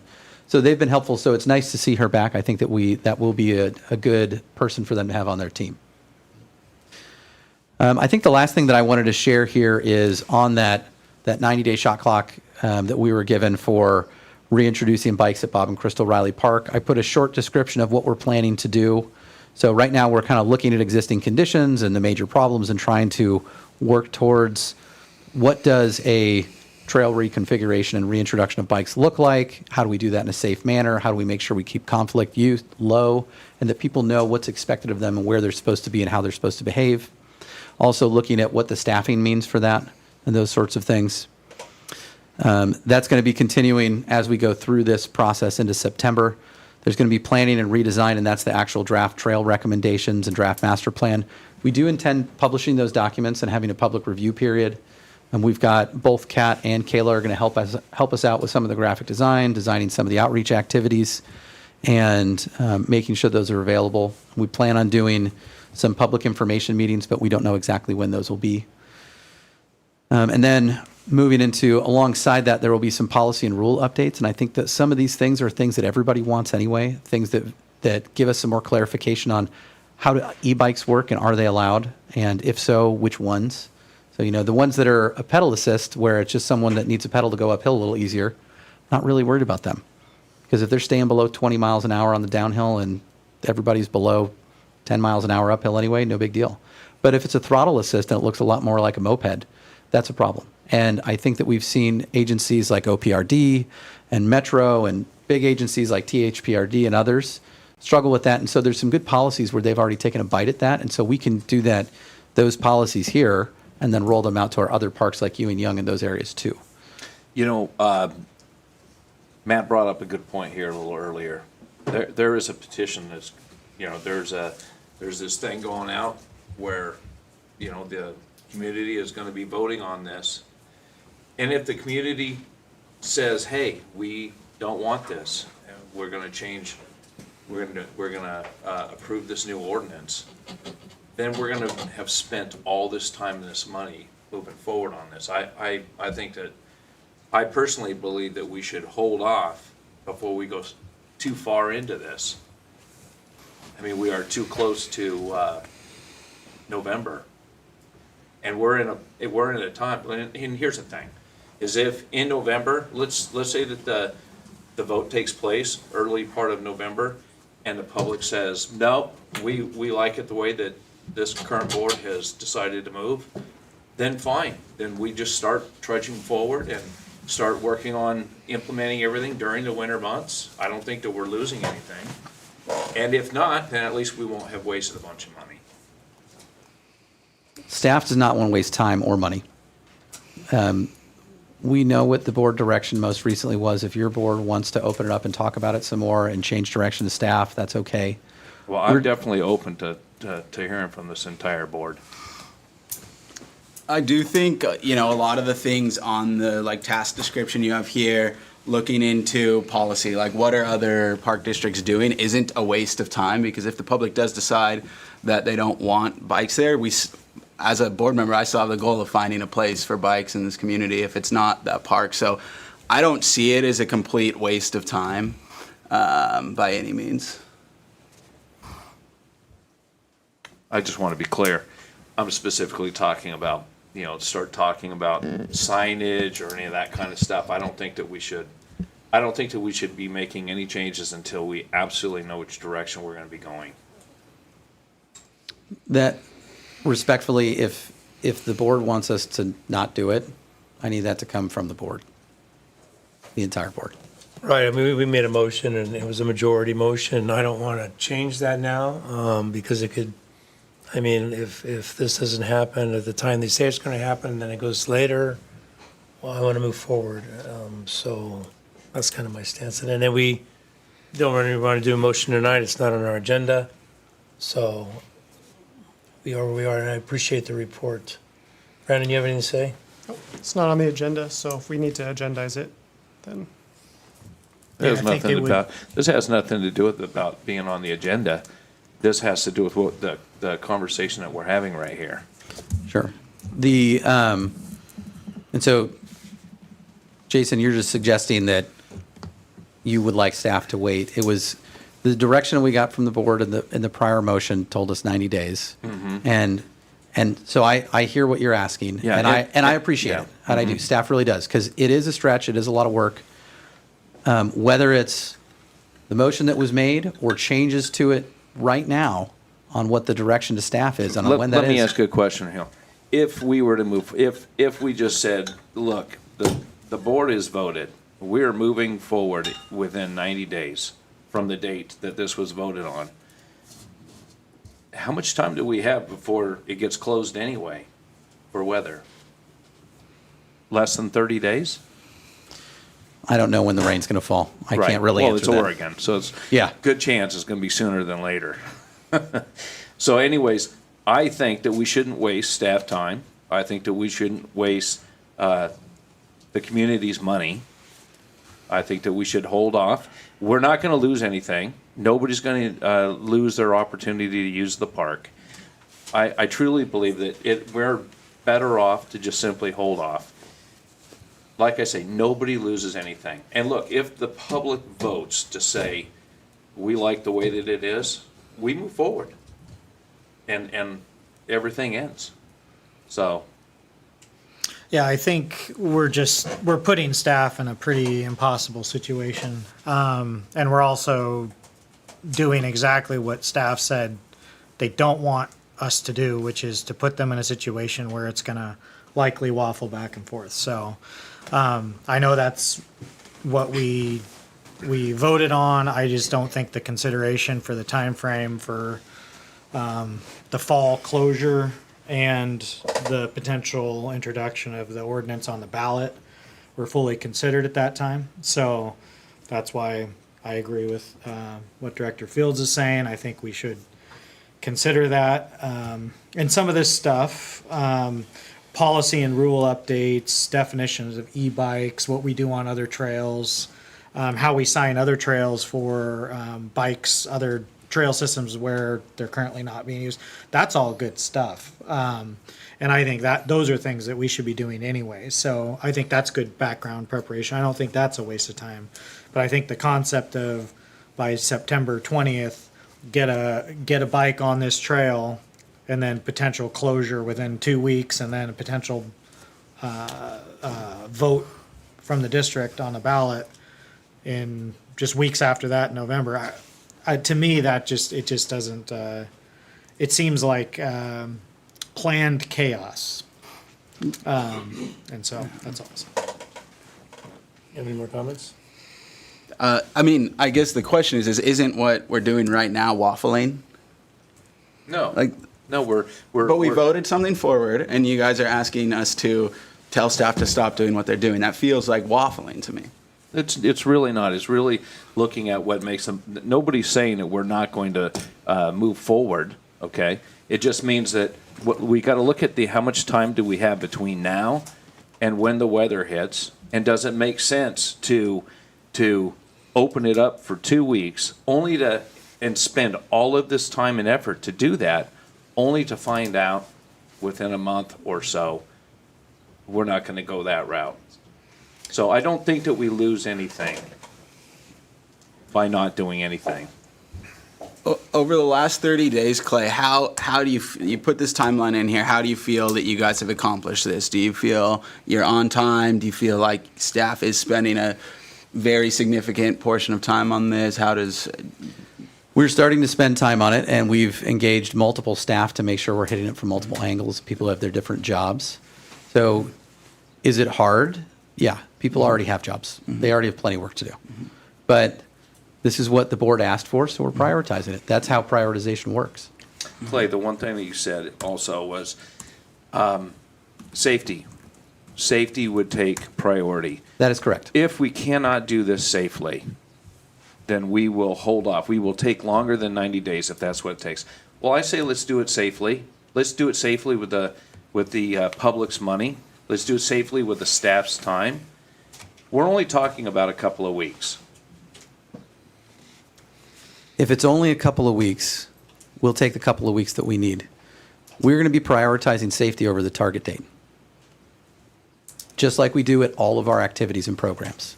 And I don't want to state that any activity that we do is completely without risk, because it's not true. Every time you go into the pool, every time you go and step onto a field to play lacrosse or football or basketball or anything like that, all of them have some level of risk. Every hike, every activity.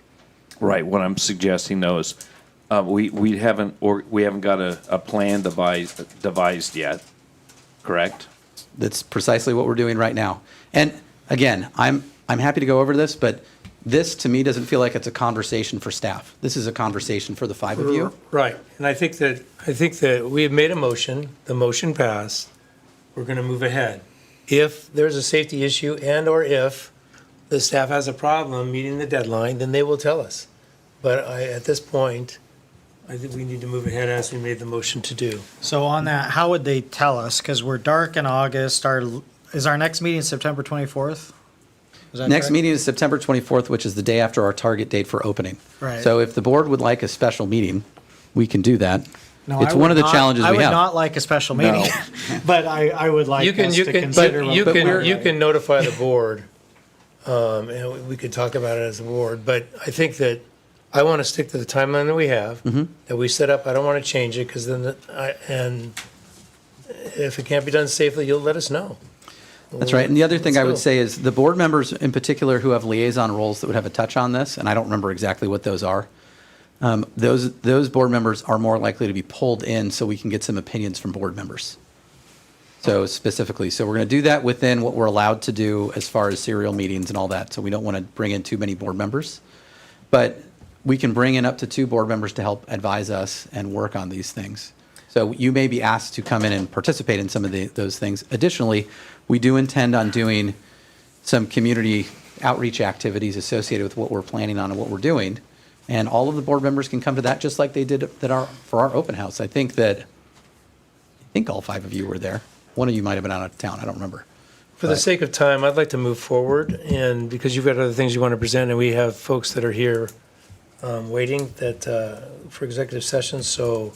Okay. That's the last item that I had in my superintendent report, so I'll pass it over to Casey. Okay.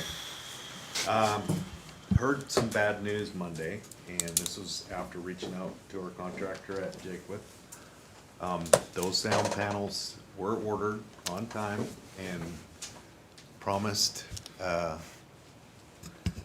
to be at site on July the 15th. I reached out to our contractor 2 weeks ago, asked him to ask for an update, and I think he was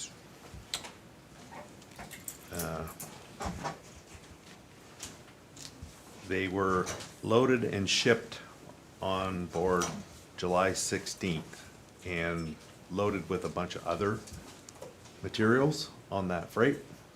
And they're not supposed to be here until the middle of August. So Clay and I discussed this, and we are going to open the tennis courts and allow use of that, but keep the pickleball courts closed until that time. I was not copied on these emails. This is between our contractor, our architect, and the manufacturer of this product. So I can only assume that the manufacturer didn't do as promised and provide those materials to us for, I think the initial request was 8 to 10 weeks, and we're already at 10, or we're at 11 now. So that'll be a little bit late. So we'll try and get those tennis courts open next week. Will that include the use of the temporary pickleball lines on the tennis courts? Well, we were never gonna install those sound panels on that area, Yeah. so I think once you allow something to happen, that it's gonna be hard to keep the people. We've already had people climbing the fence, I think playing in there. the short answer is there's no pickleball until we have the Yeah. sound panels in. That's the clearest, there's no way for us to really kind of open. I mean, I get that, but one, how do you expect to keep the pickleballers off? Because that's going to happen. And two, even when the sound panels arrive, they're not going to block any sound. Where the temporary pickleball lines are painted, I think it's just knowing the pickleball community, it's going to be a challenge keeping them off those courts. Don't disagree. The entire thing where the city agreed to a partial opening is more complicated than it is simple for us. Even if it's good for the tennis players, I think that it's going to create some level of hurt feelings, or in the words of the Newburgh city manager, hurty feelings. But it's what we can do. We were hoping this would be done before the end of April. So we're a couple of months later than we were hoping to be, and we're middle of summer. But I just don't think, as hard as it's going to be to do a partial opening, to do a partial opening where we allow some pickleball but not other pickleball, particularly the ones that are specifically for pickleball, I just don't think that I don't think the city, that's not what they agreed to. So they agreed to a partial opening. So we're just going to sign it and say what specifically is allowed, and then is there any update on the ridiculous 7 p.m. closing thing from the city, or where are we on that? We didn't really talk to them about that, so I will reach out. I will talk to them and see what we can do. Okay. Would it be advantageous for concerned community members to go to a city council meeting? Let's have a discussion first. Okay. And then we'll go from there. Okay. Part of that was, before we had the sound panels, that was part of the mitigation, that we were trying to keep the noise down. But now that we're putting sound panels in there, that time frame might be a little bit more flexible. That's right. Instead of doing sound mitigation, we got both reduced hours and sound panels. Yeah. So we're hoping that they'll say, well, you did the sound panels, therefore you don't need to do that. And if they agree to that. Now, if not, then we may ask for the friendly pickleball community to come and advocate on our behalf. And tennis community, because the tennis falls into that as well. That as well. Yeah, during the playing season, that's about when people start. Yeah. Right. 6:30, So 7. I will, it's I like will till try 10. and get that, work on getting that open next week. While he's on vacation, so he doesn't get phone calls. And can you send an email out I'll when copy you on Yeah. whatever I send to the city and go from there. And then I think communication because with the pickleball community and the group, Yep. it's their bins with the temporary nets and all that They're kind not of stuff. there. They're not there. And so that's They won't probably be there. going to be that's They going to have won't- to be communicated to them. Would it be if fair they're that not- keeping Directors Conan and Director Smith involved? That would probably. Yeah, be so we can requested? communicate to our respective Yeah. communities. You'll keep us I Otherwise, will do that. because it's going to be, yeah. It's going to be I'll wild. take the tennis community, you take the pickleball community. Sorry, guys. It's just overall disappointing Yeah. Yeah. that this has lasted so long. Well, And I appreciate both groups, both communities having patience. I know it's getting thin, but I do appreciate them having patience on this. Sandra State Park, as Brian pointed out earlier, we've had challenges, but I think it turned out great. And we had a great turnout for the grand opening. Sad to see that Jan wasn't there, but she was there to turn a shovel or lift She a was. shovel or something. So that's almost complete. We still have a retainage on that because we're holding the contractor accountable for little things that pop up. The bypass trail, they've been pouring concrete they put all the pillars in. Everything went down to 115 feet in the ground. All the tests came out great. All the welding tests came out great. They caged everything with rebar and massive amounts of rebar. I've never seen so much rebar, but I don't build buildings. And then they're pouring concrete. Oregon Bridge is working on the bridge part. So Everything's going really good. On that, do you visit them like Once a week? once a week? Yeah, I stay out of the way. I mean, they got cranes down there, they got concrete trucks going up and down. Can you message next time? I'd like to, if I'm available, I'd like to follow you down there. Yeah. Okay. I kind of go on a spur of the moment, but sometimes I'll plan it for the next day or. Yeah, Okay. no problem. Rennie Parkfield, we spoke, both Laura and I spoke to AKS today about the parking study and the right-of-way development that might be required by the city. So they submitted the parking plan to the city and they're waiting, they had comments back from the engineer and we're waiting comments back from the planning department as far as what they're gonna make us do and what the city offered to do, because they have plans within that roadway section to kind of help out. So we're appreciative of that. The plan is still September 2027 to be complete. And I did hear back from our contractor on the bypass trail. They're hoping to be done by December of this year. Nice. Wow. Okay. Still be up in the air and not in the rain down below. Well, yeah, and we, we applied for an extension for our grant and everything, but that was just to make sure that it made it all the way through. Do we feel with this, with working with the city and all those intricacies, that we're gonna be able to, that we're gonna have extra costs with that Rennie project that we didn't foresee? I think that, well, yeah, one being the permits, because the school district had an agreement with the city, and I don't think they have an MOU anymore. Waiving permit fees, so that's a. They did, and so typically the building permit fees are approximately 6% of the project value once you get under construction. And if they let their MOU lapse, it's associated with their IGA, then they may no longer have that provision. Yeah, but they're working with us. I mean, they're being helpful, so.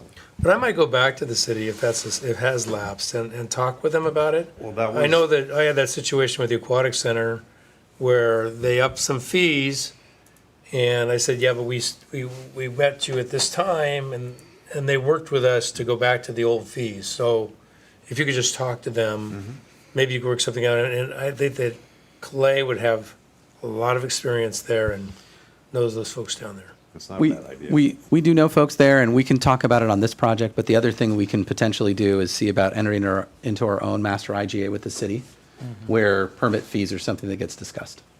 Okay. Again, we're working on another project beside Rennie, Spring Meadow. It's the first time we've had to take the park renovations to the city for type 2 planning. And it has to do with stormwater and increased surface area. So we're working to get a contractor on board to write storm reports and come up with some ideas that help to mitigate what the city may require us to do. So that's in the future. Yeah, we need to get out of this taxing government to do things that people want. It's something the everyone MOU hates. that we This brought is up. ridiculous. So, yeah, let's work on that thing. That's really all I have. Okay. You good, Clay? You're in?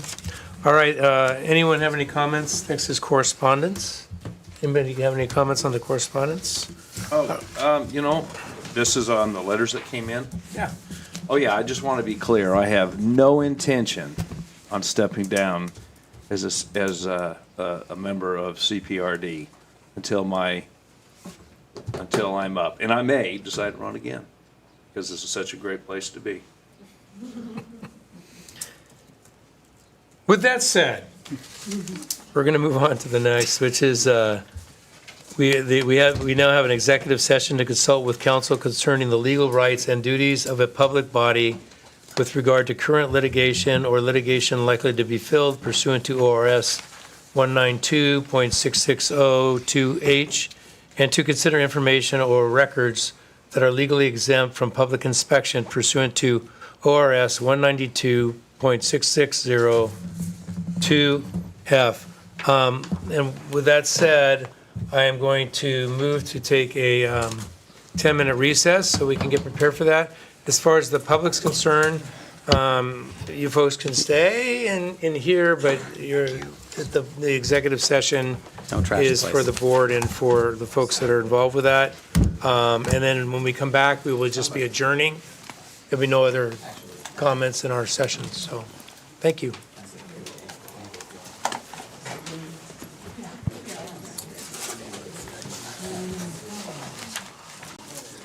Hey, Jim. Help me remember, you and Matt need to sign minutes and stuff before you leave. Okay, and I need to make sure this gets to